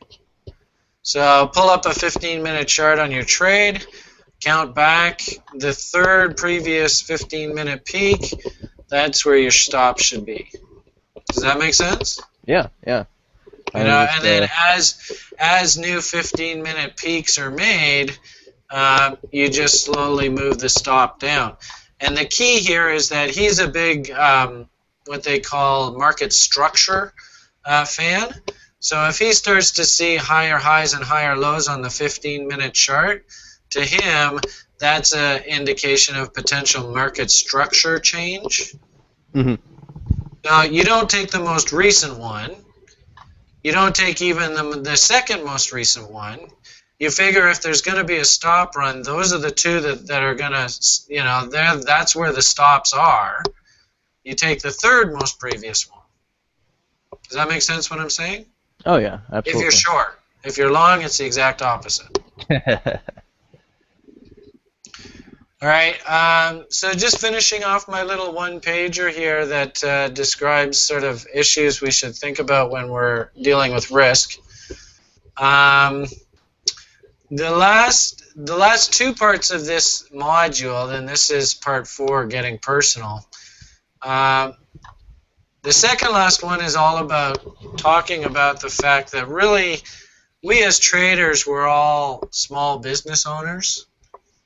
And if you think of trading as a small business, it's actually, in my opinion, it's the perfect small business because there's no overhead. You get the most favorable taxation rates, and you can basically dictate your own terms, right? You don't have any employees or anything like that. But there are a number of sort of key components that every small business owner has that traders have to have. And they're things like drive, right? We got to have drive. And, just the fact that you're here on a Saturday afternoon or evening means that you have drive. Landon and I talked a little bit about discipline, right? Discipline's so important when it comes to trading. We talked about patience. My excellent example of a range trade that developed 6 hours into the trading session, of which I was in the trade for like 3.5 minutes and basically hit my daily profit objective. That only could have happened through dogged patience and persistence. It takes time to make money. Yeah. Another thing that I would really like to highlight is a positive mental attitude. PMA, positive mental attitude. I actually teach tennis in the public school system through a program. We're trying to get the inner city kids to be a little more active. So this is one program that they do. I tell the kids, I say, I've seen some absolutely remarkable things be achieved with a positive mental attitude. Whether it be climbing Mount Everest, whether it be conquering the stock market, whether it be, getting PhDs and doctorates, you can literally achieve anything in this world with a positive mental attitude. Unfortunately, because of the nature of the markets and how we talked about how they're basically designed to screw the public, it's very hard to keep a positive mental attitude through your whole learning curve. And it's a long one. For me, I mean, my first stock trade was 20 years ago. So this is a long curve. But you got to have a positive mental attitude. And what's interesting about PMA is that you do your best learning when you have a PMA. When you're just mailing it in, it's very, very difficult to learn. And your subconscious just sort of checks out. So try and keep a positive mental attitude. The last thing that I would mention here is just the plan, right? Ideally, every single person here listening to this video and in the Google Hangouts should have a trading plan. And that plan should basically have two parts to it. There should be your strategic plan or your vision. And the second part of it is your actual tactical plan. Through this whole course, we go into what are the key components of plans. But if you don't have a plan before you actually do something in the market, you're just asking for trouble. I remember the hunt for Red October. That's going back a bit. I remember the U.S. the actor who became the U.S. senator. I can't remember what his name is. But anyway, he plays like an aircraft carrier general or admiral or whatever. And the thing he says to Alec Baldwin is,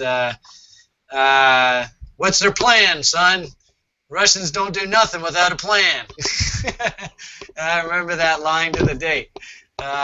You have to have a plan in life, and everybody who's anybody, whether it be major corporations, whether it be countries invading other countries, all successful professional enterprises have a plan.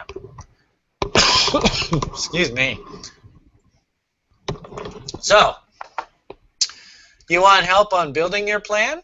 Those are the kind of things that we can talk about in my tutorials. You're more than welcome to take my little online course here. It's fairly lengthy, so I'm sure you have lots of fun with it. As well, each of those seminars are broken into individual modules if you want to look at that. It's now 20 to 7, so I think we've done very, very well here, Landon, as our first inaugural sort of episode, and I hope you all found good value in this presentation. And I think at this point what we probably ought to do is just open it up to some questions, and hopefully we can end on time and everybody will walk away happy campers. So I do see someone asking me to comment on Top Step Trader. I suppose I can give you the sales pitch on them. You know, they're basically like, maybe you've heard of the term, maybe you haven't. They're called prop firms, P-R-O-P, where basically a pool of money is gathered, and then people are hired to literally trade portions of that money, of which you split the profits with the prop firm. And usually in most prop firms, if you lose money, the trader themselves are not legally liable. That's usually the terms of most prop firms. Is it easy to become employed by a prop firm? No.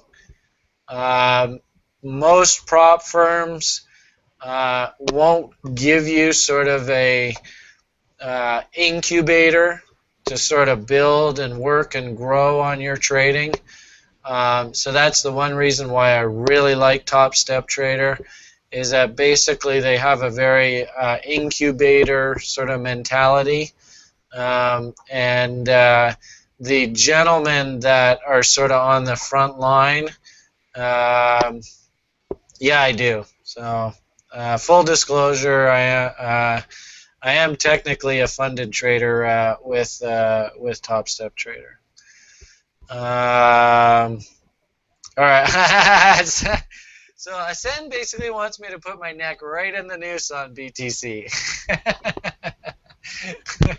Hey, we might have a fight over this. Over what's Trading View? What's this, Andre? So does that answer your question, Andre, on Top Step Trader? Okay, cool. I mean, to anybody that's listening, that's a great part about the United States of America, and people internationally just don't realize this, is that there is opportunity. Opportunity does exist. There are many countries, and for a long period of our human history, where those opportunities just did not exist. I mean, hell, 1,000 years ago, half of us would have been slaves. So, you know, the idea, and what I absolutely love about the United States and why I think it's so evolutionary changing for our species, is that each and every one of us, as Joe Sixpack, we have the opportunity. It is out there. And you know, basically, that's something that just, you know, like if you're in the East, you know, I don't know if it's so much today. Thank heavens, you know, human history is moving the way it is. But there's lots and lots of periods of time where these opportunities just they just never existed. So if you do have the opportunity, I highly encourage you to take advantage of it. Because that would really suck if you stood in front of God and he said, well, did you at least try? And you said, nah, I couldn't bother.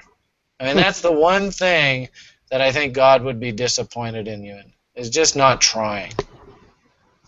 All right, now I'll get off my pulpit there, sorry.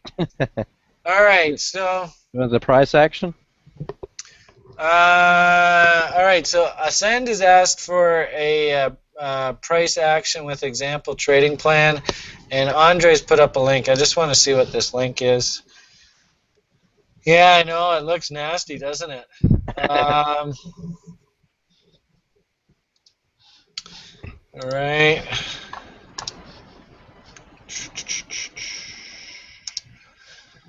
And then, can you look at my idea on BTC now, please? Now, Andre, I know you. You're normally a very bullish. So this says something. You may. Just looking at your chart, right? I see a huge fail at 549, 540, whatever that is, right? So market structure is down. Then I see, capitulation low, probably in the short term. Your B point, I guess that is. I can't quite see the difference in the volume in your chart. I then see a rally back. The fact that we couldn't even get back to that 540 low, that's not good. We've got basically cascading lower highs and lower lows. And what I see just in the short term is if you see where your 23.6 is, like I can't see where the high is. I think it's that 533 area, right? 533 down to that low 485, whatever that is, 485.21, right? That to me looks like the makings for a bear ABCD.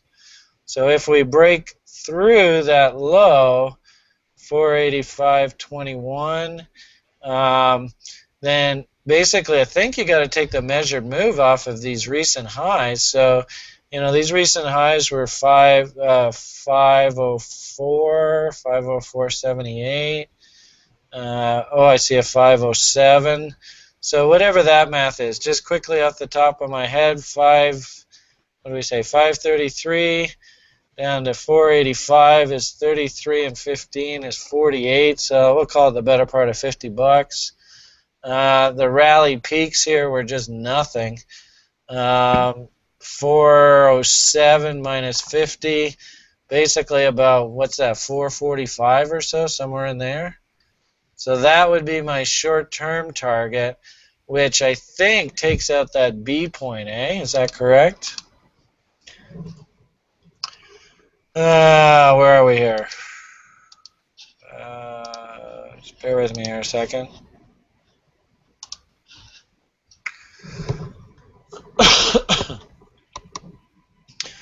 All right, so the question is, what's that B? Is that this low here you're talking about?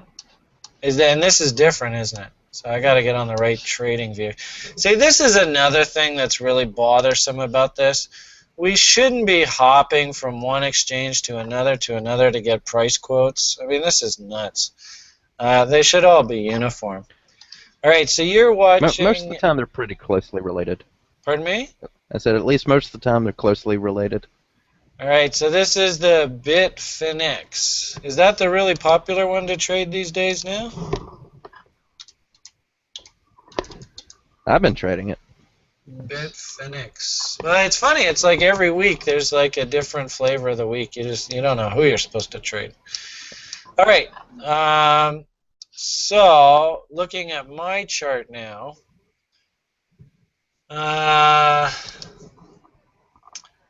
This is the little bear ABC I'm talking about, here to here. And clone that. There. Geez, I guess it's from there. So that's a key target.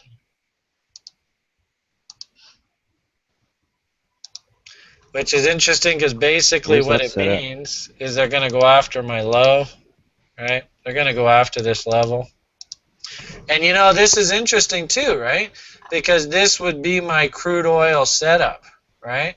I'd want them to tag this low, and then I'll get in there and buy. Now, having said that, does it correspond with some of the higher time frame references? This doesn't look very good. Jesus, what a mess. Okay, so you've set that at the previous low, correct? Or is that 470 range? I set this. You mean this horizontal line? Yeah. I set the horizontal line on the bear ABCD target.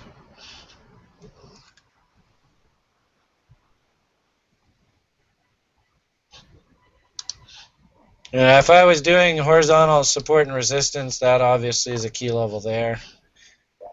What the heck's this? Hey, there he is. I was wondering where you are. Oh, this is a wicked chart here, this Radcon. But anyway, that's a whole other kind. That's stocks, right? You guys don't want to know stocks. Okay, so that's interesting how this low is still way down here. So we still got some wiggle room here, you know. They could easily play around down in here. If we look at this little, okay, so I don't want to get off topic here.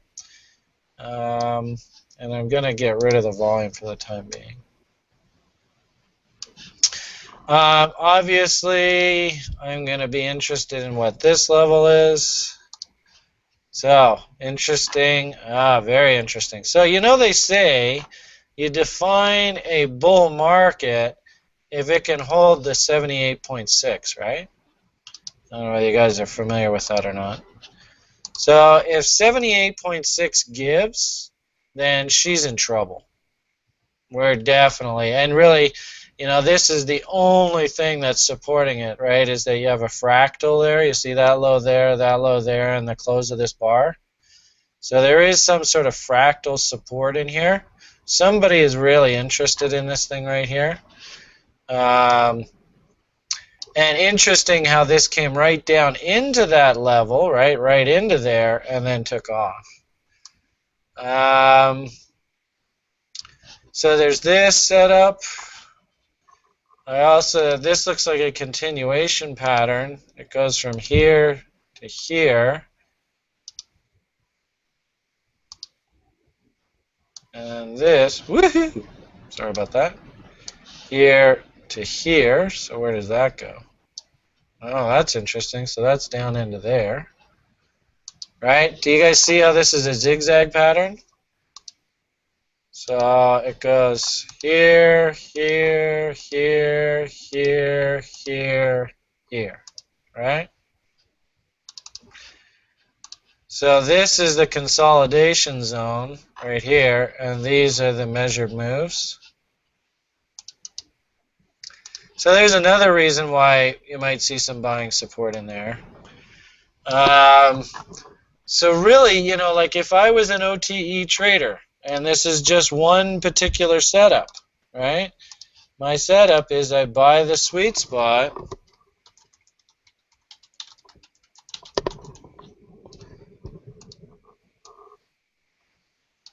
with the premise that this is my reward window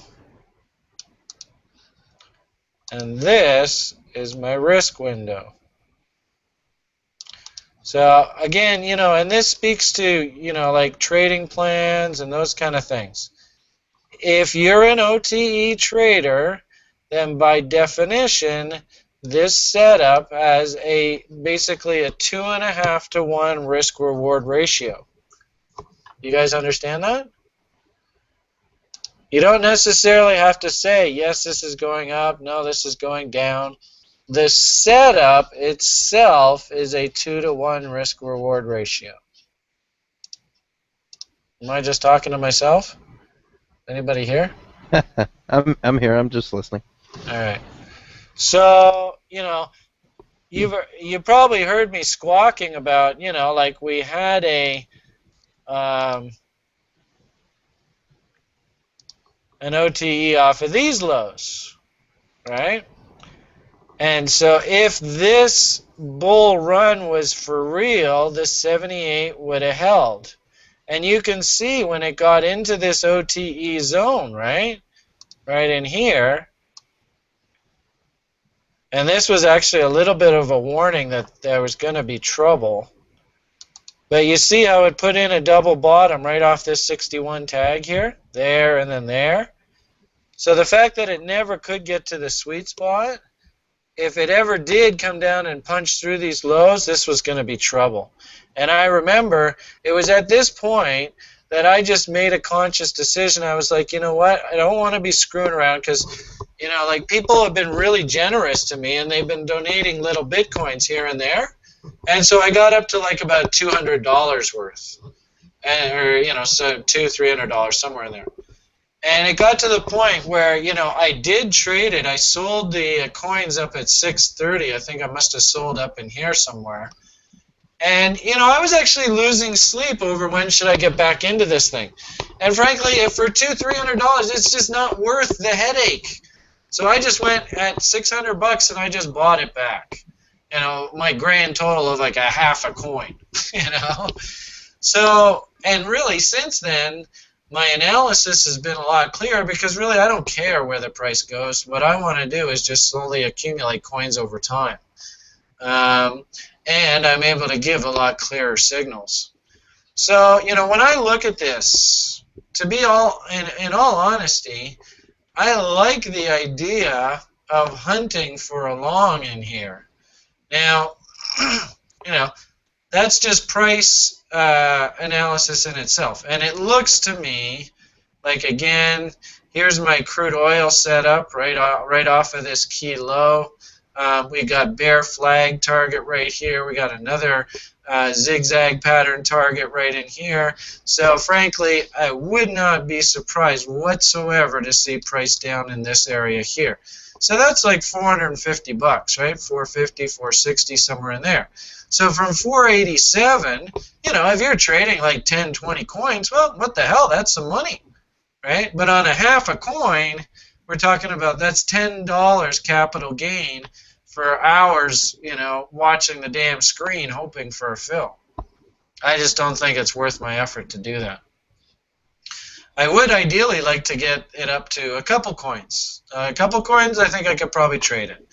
But, you know, we'll leave that up to the gods.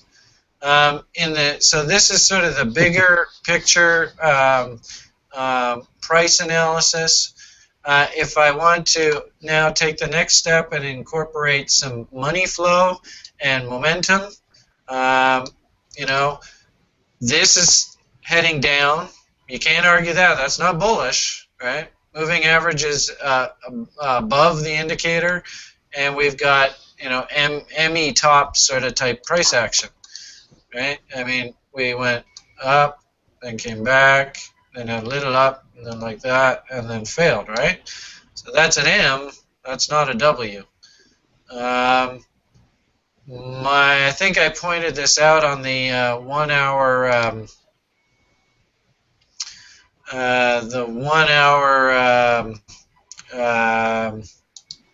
What the hell is the exchange? BTCE chart. There was a significant battle in the momentum in here, and these people just got. And my little Willie, well, actually, he's a pretty big Willie, but that's another conversation. He gave me a false signal. They're getting stupid. Right? And actually, you know, you look at the price action, there was a cute little double bottom, and there was a nice little rally out of it. And then, you know, you did actually get a perfectly legitimate signal to get out of Willie here. And, you know, we've basically been working our way lower here.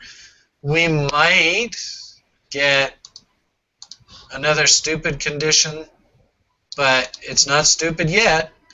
And the worst thing you can do in technical analysis is assume something, right? So we need to see Willie get down into here for us to even consider sort of capitulation. Yeah, I'm at least waiting for that point with my short, so I've been watching my Willie pretty closely. All right. I'm not going to touch that one. Volume pattern. Now this is interesting, right? You actually have a divergence in volume here, right? Very much like the double tops and double bottoms. You want to see everything be confirmed. And what I see here is volume went up, then volume came down. Then volume went up, did not make a new high, and then volume has collapsed. So something's changed here in the volume pattern. Do you guys see that? If this was truly a bear market, we would see rising downward volume. we'd see this bar would be higher than this bar. So that's a little bit suspect. Something's not right about that for the bears. And then I've been talking about my on-balance volume, and I honestly believe this was not a bad long setup for a guy like me, and it just didn't work. That's all. Simple as that. You can't attach an emotional state to the trades. You just got to say, all right, next bus comes along 10 minutes. And that's just the way trading is. So when I see this current price action, is this bullish right at the moment? No, it's not bullish. Does it have the potential to get bullish? Yeah, well, price always has the potential. But there's nothing for me to say, step in there, from momentum or from volume. In fact, this volume, actually, I look at that, and that, to me, I think volume, this is interesting.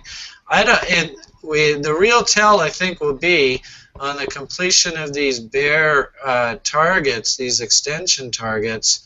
If volume doesn't come in here and we take out these lows and it's on low volume, I think that's actually a really big buying opportunity. But we'll see what happens. So, trading plan. I like to have 3 reasons to do a trade. And I'm, of course, a big fan of either buying highs or selling highs or buying lows. So I don't really see that trade here.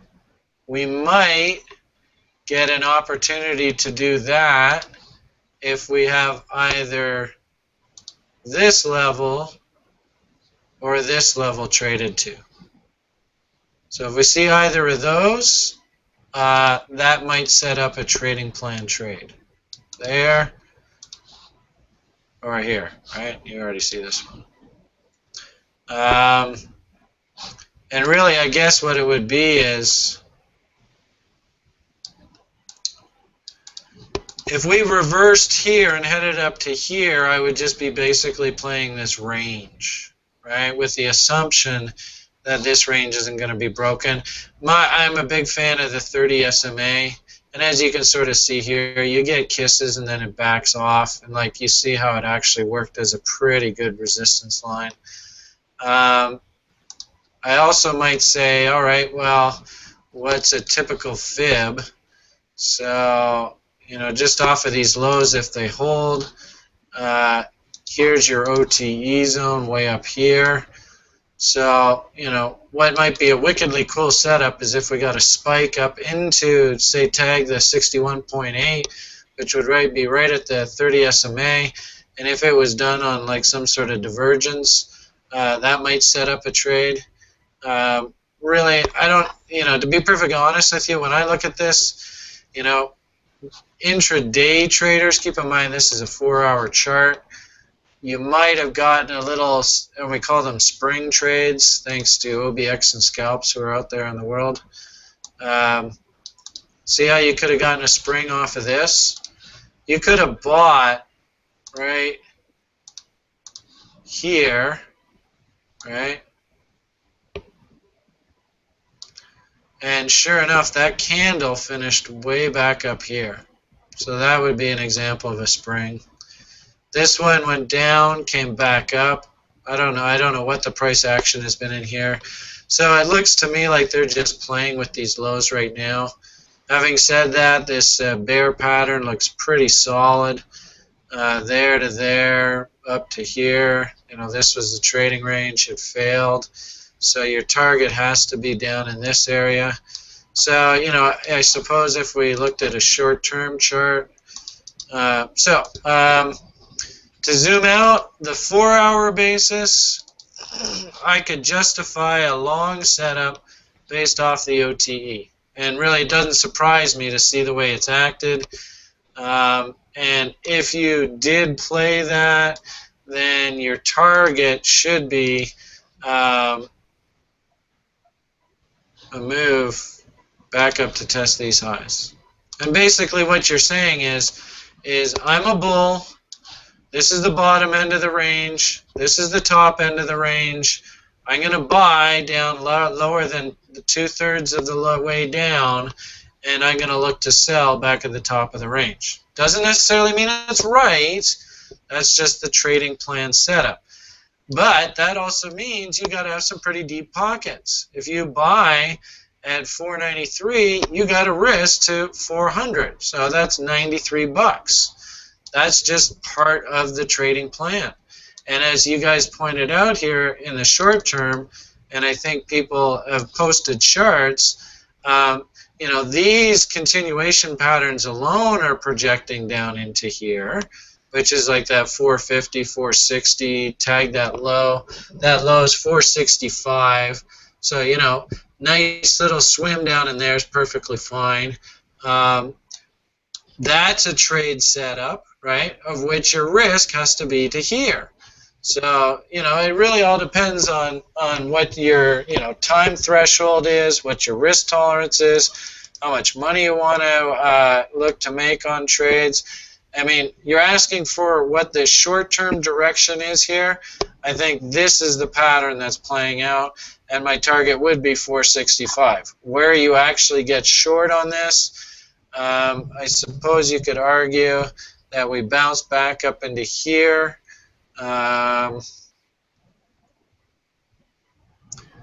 You probably, you know, like if we could load like a 15-minute chart.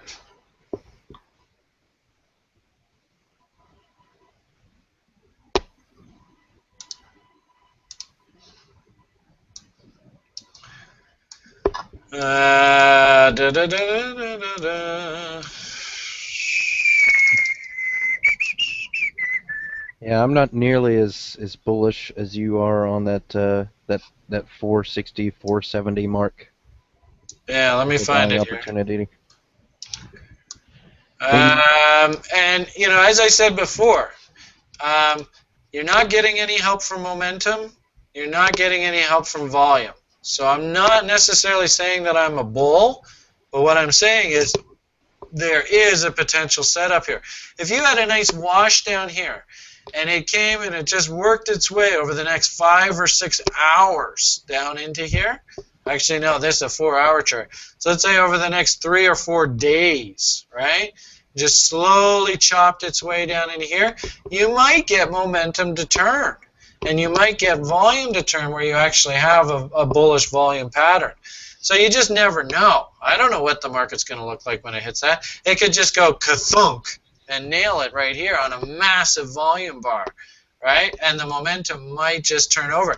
This is actually the trade that caught Fribber the other night, was that he had decided that the market had bottomed when my MACD indicator on like the 1 hour was rolling over like this, right? It was rolling over like this and then going like this, and he literally bought right in the face of this MACD, putting in a double top, and that was just, you know, and sadly, you know, he has bag holding like the rest of us kind of idea. So I just I'm not want bag to... holding. Pardon me? That I'm not bag holding. Oh, no, you're the master of the universe. Been shorting this sucker all the way down. Oh, good, good. Well, I like to hear success story. Nothing better than a success story. Okay, so I wanted to look at the 15-minute and sort of see if it can sort of tell us where it wants to go. And I think this is this bear pattern here. And, you know, these are just nice and simple. Boom to boom.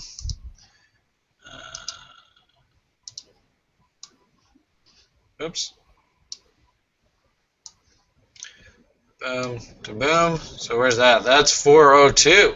Oh, that's not pretty. That's about my target. So, you know, that's perfectly legitimate. It's there.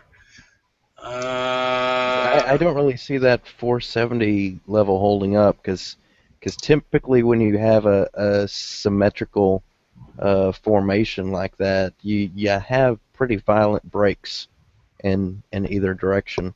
Yeah. Well, so this low here is 460 area.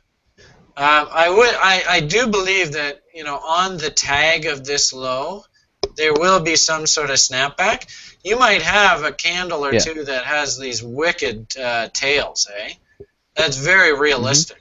and yet the trend just keeps going lower. So that's just me and my crazy crude oil day trading model, right? And I tried to demonstrate that here. You have the tag, and then the snapback, and that's the model that I do CL trades off of. So, But you like I wouldn't said, consider that scalping, though. some people call it. Remember we talked about this earlier, right? Some Yep. people call that scalping, others don't, right? So it really all depends on what your definition of scalping is. As Bill Clinton would say, it really all depends on what your definition of is. Oh, Right. the So I politicians. guess this is the smaller formation that I was looking at on the other chart. I'm trying to figure out where I came up with that other number. But I agree with you. You know, that asymmetrical setup is right. You know, is pretty consistent. All right. So Mm. there's the 470 level. That would be right off of those lows. But yeah, this big wipeout here, that's got to be concerning for the bulls. So that would be down in the 400. Yeah, so I certainly don't see any bottoming type action. And a break of, what's this low? Oops. A break of 485.21 will be confirmation that we're heading lower. So this bar's low is 482.50. So yeah, so my target is this low right here in the short term. If you did take this, then the stop, in my opinion, really has to be up here. So you could easily get a snapback up into here, which makes sense, right? 38.2 is always your first stop target. They might tag this, run the stops out here. That's very realistic. But judging by momentum, let's see what the short-term momentum looks like. All right, let's see what we got here. So, panic low, snapback, back to the moving average. Certainly nothing bullish there. Oh, a little bit of, isn't this interesting? So this is what's known as a bullish momentum divergence, where the momentum is going up. It's not huge, but it is there. So momentum is making higher highs and higher lows, and yet price itself was making lower highs and lower lows. So that needs to be resolved before this bear can really get going. I actually considered potentially maybe trying to scalp some bullish action like that, but it seems to be offsetting now, and figuring I'd rather stick to the trading plan and be right and sit tight.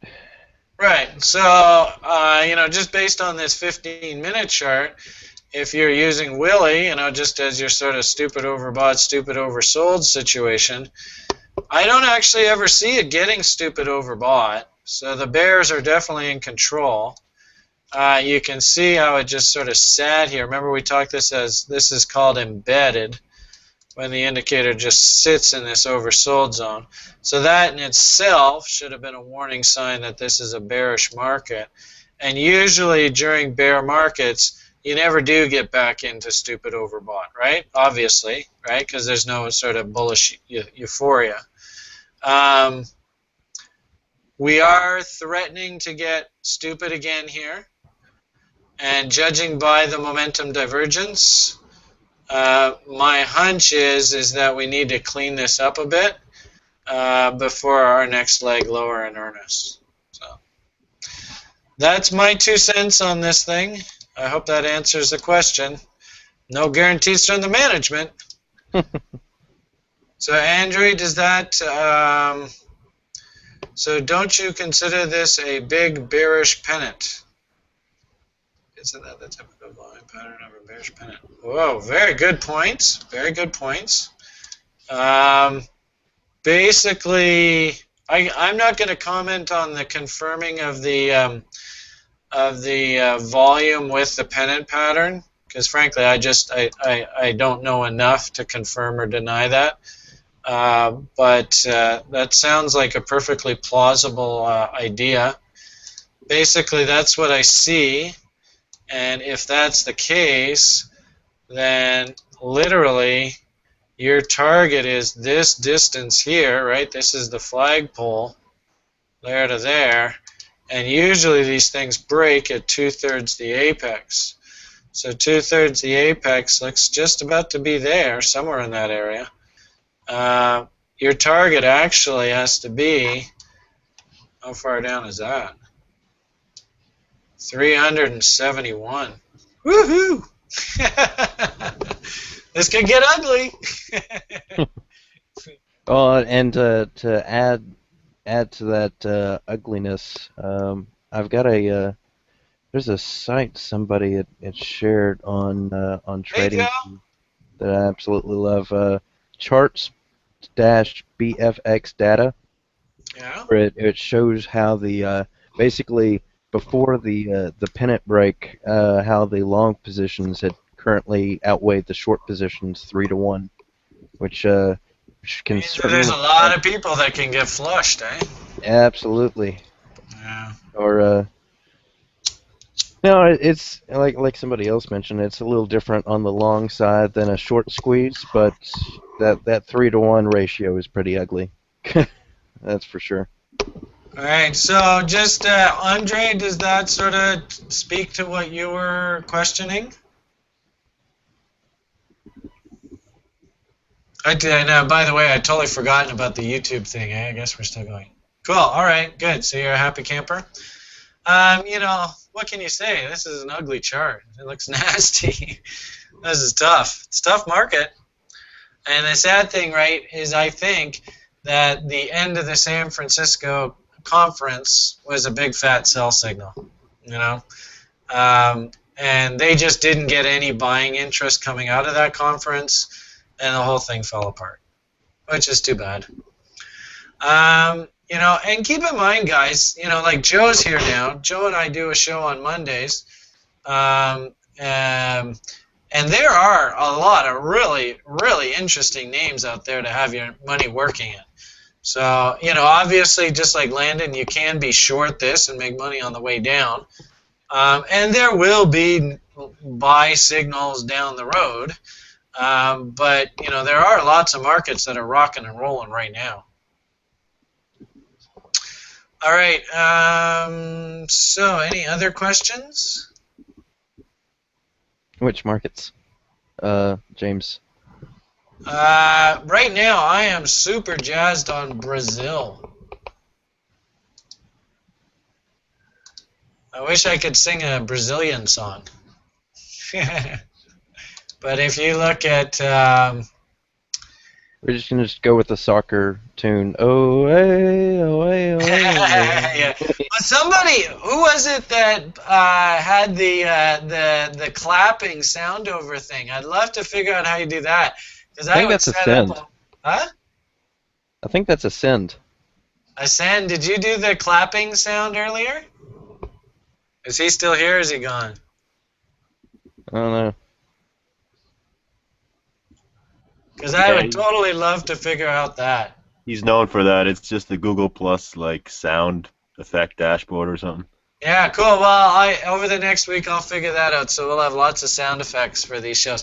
Because you gotta have lead-in music, you gotta have lead-out music, and the guy that I work with out of Chicago, Eddie, he's a market broadcaster. It's so funny. He's got all of the famous movie lines all on feed, and all he does is hit a button. And you hear Chris Farley's "Lottie freaking da." Oh, hey, I think I found it.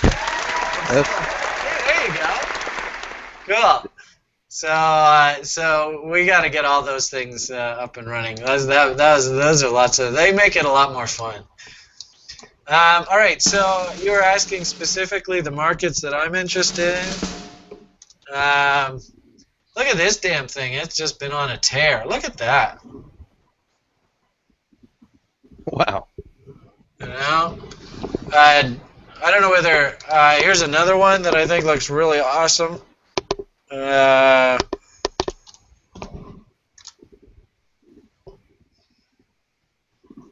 Great looking chart. And then, of course, actually one just came up today, and I sent it to Joe. It's a little bit, hasn't quite got going, but they, I think this is it. No, this is not it. Sorry, wrong symbol. What's the symbol I sent you, Joe? I gotta pull up my TradingView thing. Hold on. Not Rite Aid. Here it is here. RDCM. Look at that chart, eh? Holy frijoles.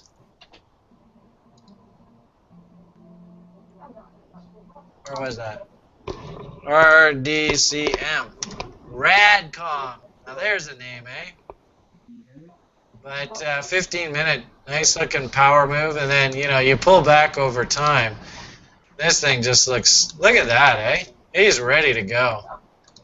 So there's always bull markets somewhere. I'm a fan of bear markets, if you can't tell. And really, this is all based off of this. Can you hear me? Yeah, I heard somebody. Hello? Come in, Tokyo! Come in, Tokyo! Somebody said hello. Yeah, that's me. Joe. Hey, it's Joe! What's up? These silly Brazilian trades are going nuts here, eh? What's the Brazilian real symbol again? I always forget. I thought it was RL. I don't know. BR, not even close. But it looks to me like, we zoom in here, money's starting to flow in here big time. And really, this is just, in my opinion, it's all World Cup. Right? This has everything to do with the World Cup. So there are places to have your money working.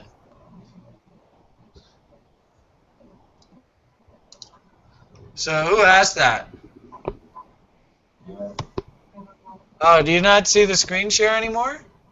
Did you guys miss all that? Oh no, there's the screen. Oh, cool. Long gold, eh? Hey, there's a send. Yeah, so James, to answer your question, there's the Brazilian real on my screen right now.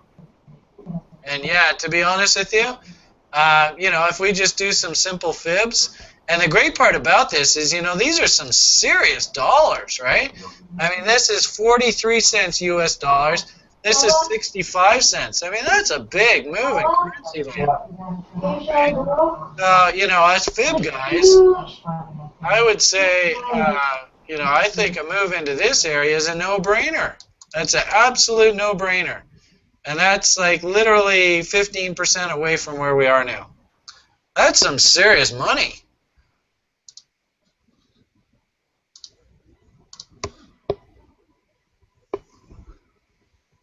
Make sense? Joe, you muted us then.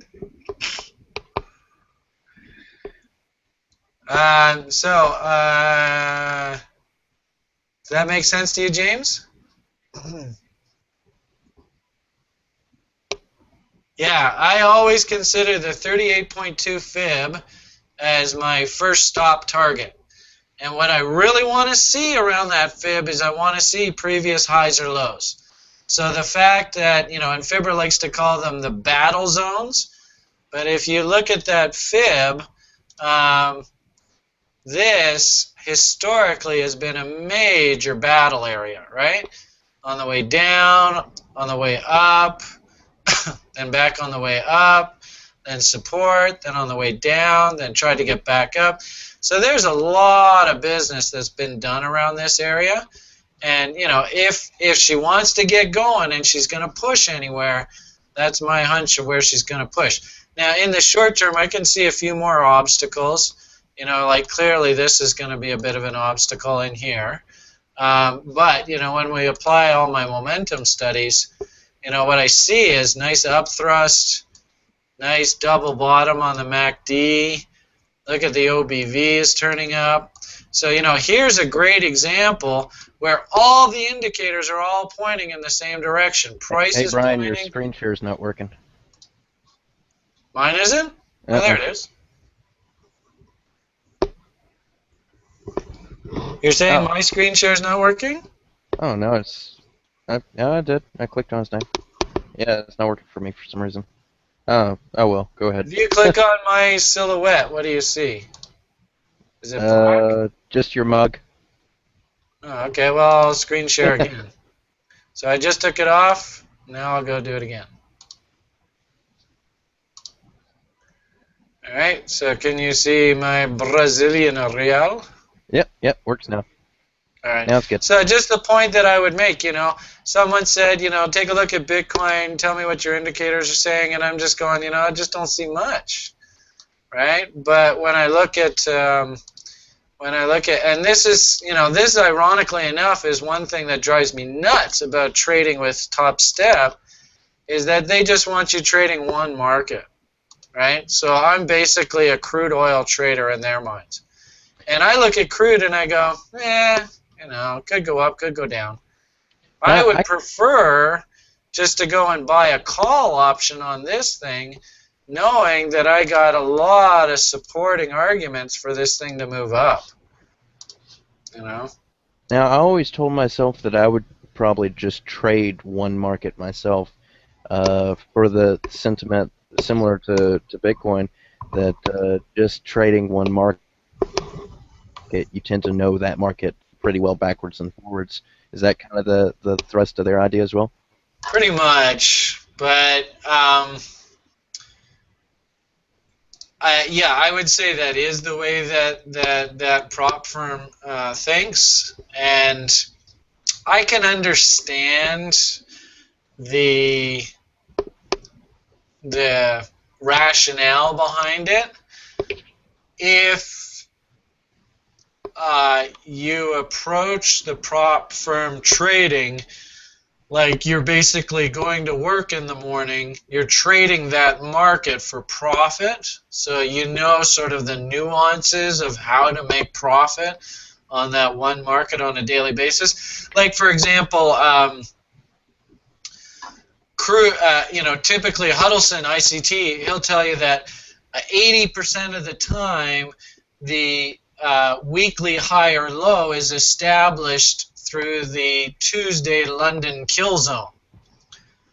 So if you watched your one market in particular, if you're trading British pounds versus trading crude oil versus trading the E-minis, they all might act a little bit differently around that kill zone, and knowing sort of the subtleties of how your individual market behaves. Like I tried to demonstrate the spring trade for you there, and maybe the spring trade doesn't work very well on Bitcoin in particular, whereas it does work very well on crude oil. And the only reason why I know that is because I've worked with crude oil so dramatic, so intensively over the past couple of years. So I can understand the rationale of that. What I personally prefer, and sort of like where I've come at, like I'm an oddball in that I've been doing this for so long, in that, like I run algorithms on the broader market, and these algorithms actually tell me, based on cumulative technical data, what to buy and sell in the market at any given point in time. So what ends up happening with a guy like me is I just like to just surf over the market, and when my little engines tell me certain signals, then I go to the charts and I like to pull them up and see sort of all this type of action. So recently my algorithms were telling me that I should be paying attention to these Brazilian stocks. And so when I when I get the names from my screens, then I go to the charts and I like to see confirmation in the charts. So I just find it fascinating that I literally made this post just last week. One of my algorithms was saying, hey, you really got to pay attention to this thing.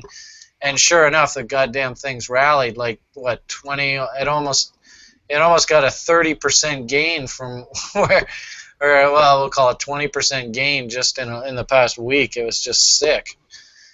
So I mean that happens every once in a while, but I mean this is just unrelenting. Eh? Vum vum vum vum vum vum vum, and it's on increasing volume. So you know that the smart money, they're just loading up the boat.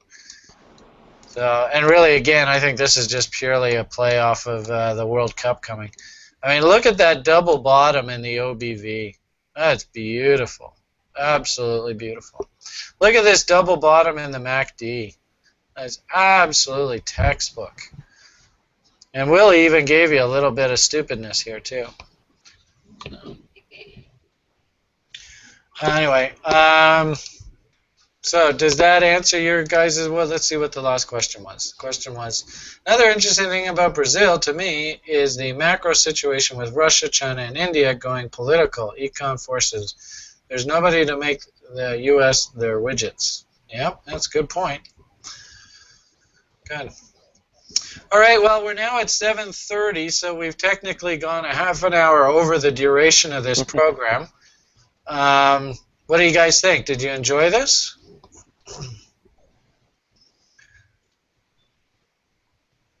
Good, so Andre was a happy camper. How about you other guys? James, good? Good? Excellent. Good. So would you guys appreciate... Oh, hey! Would you guys appreciate this being done in the future? Do you like this time? Well, keep in mind, James, we do have... yeah, I do understand that. It's a bad time for you in Europe. Well, it is streamed on the YouTube now, so you're more than welcome to watch it at a later date.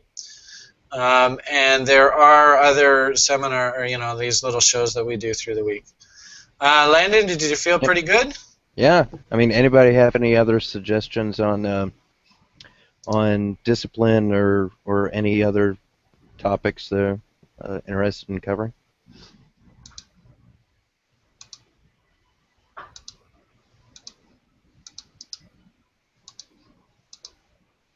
Anybody?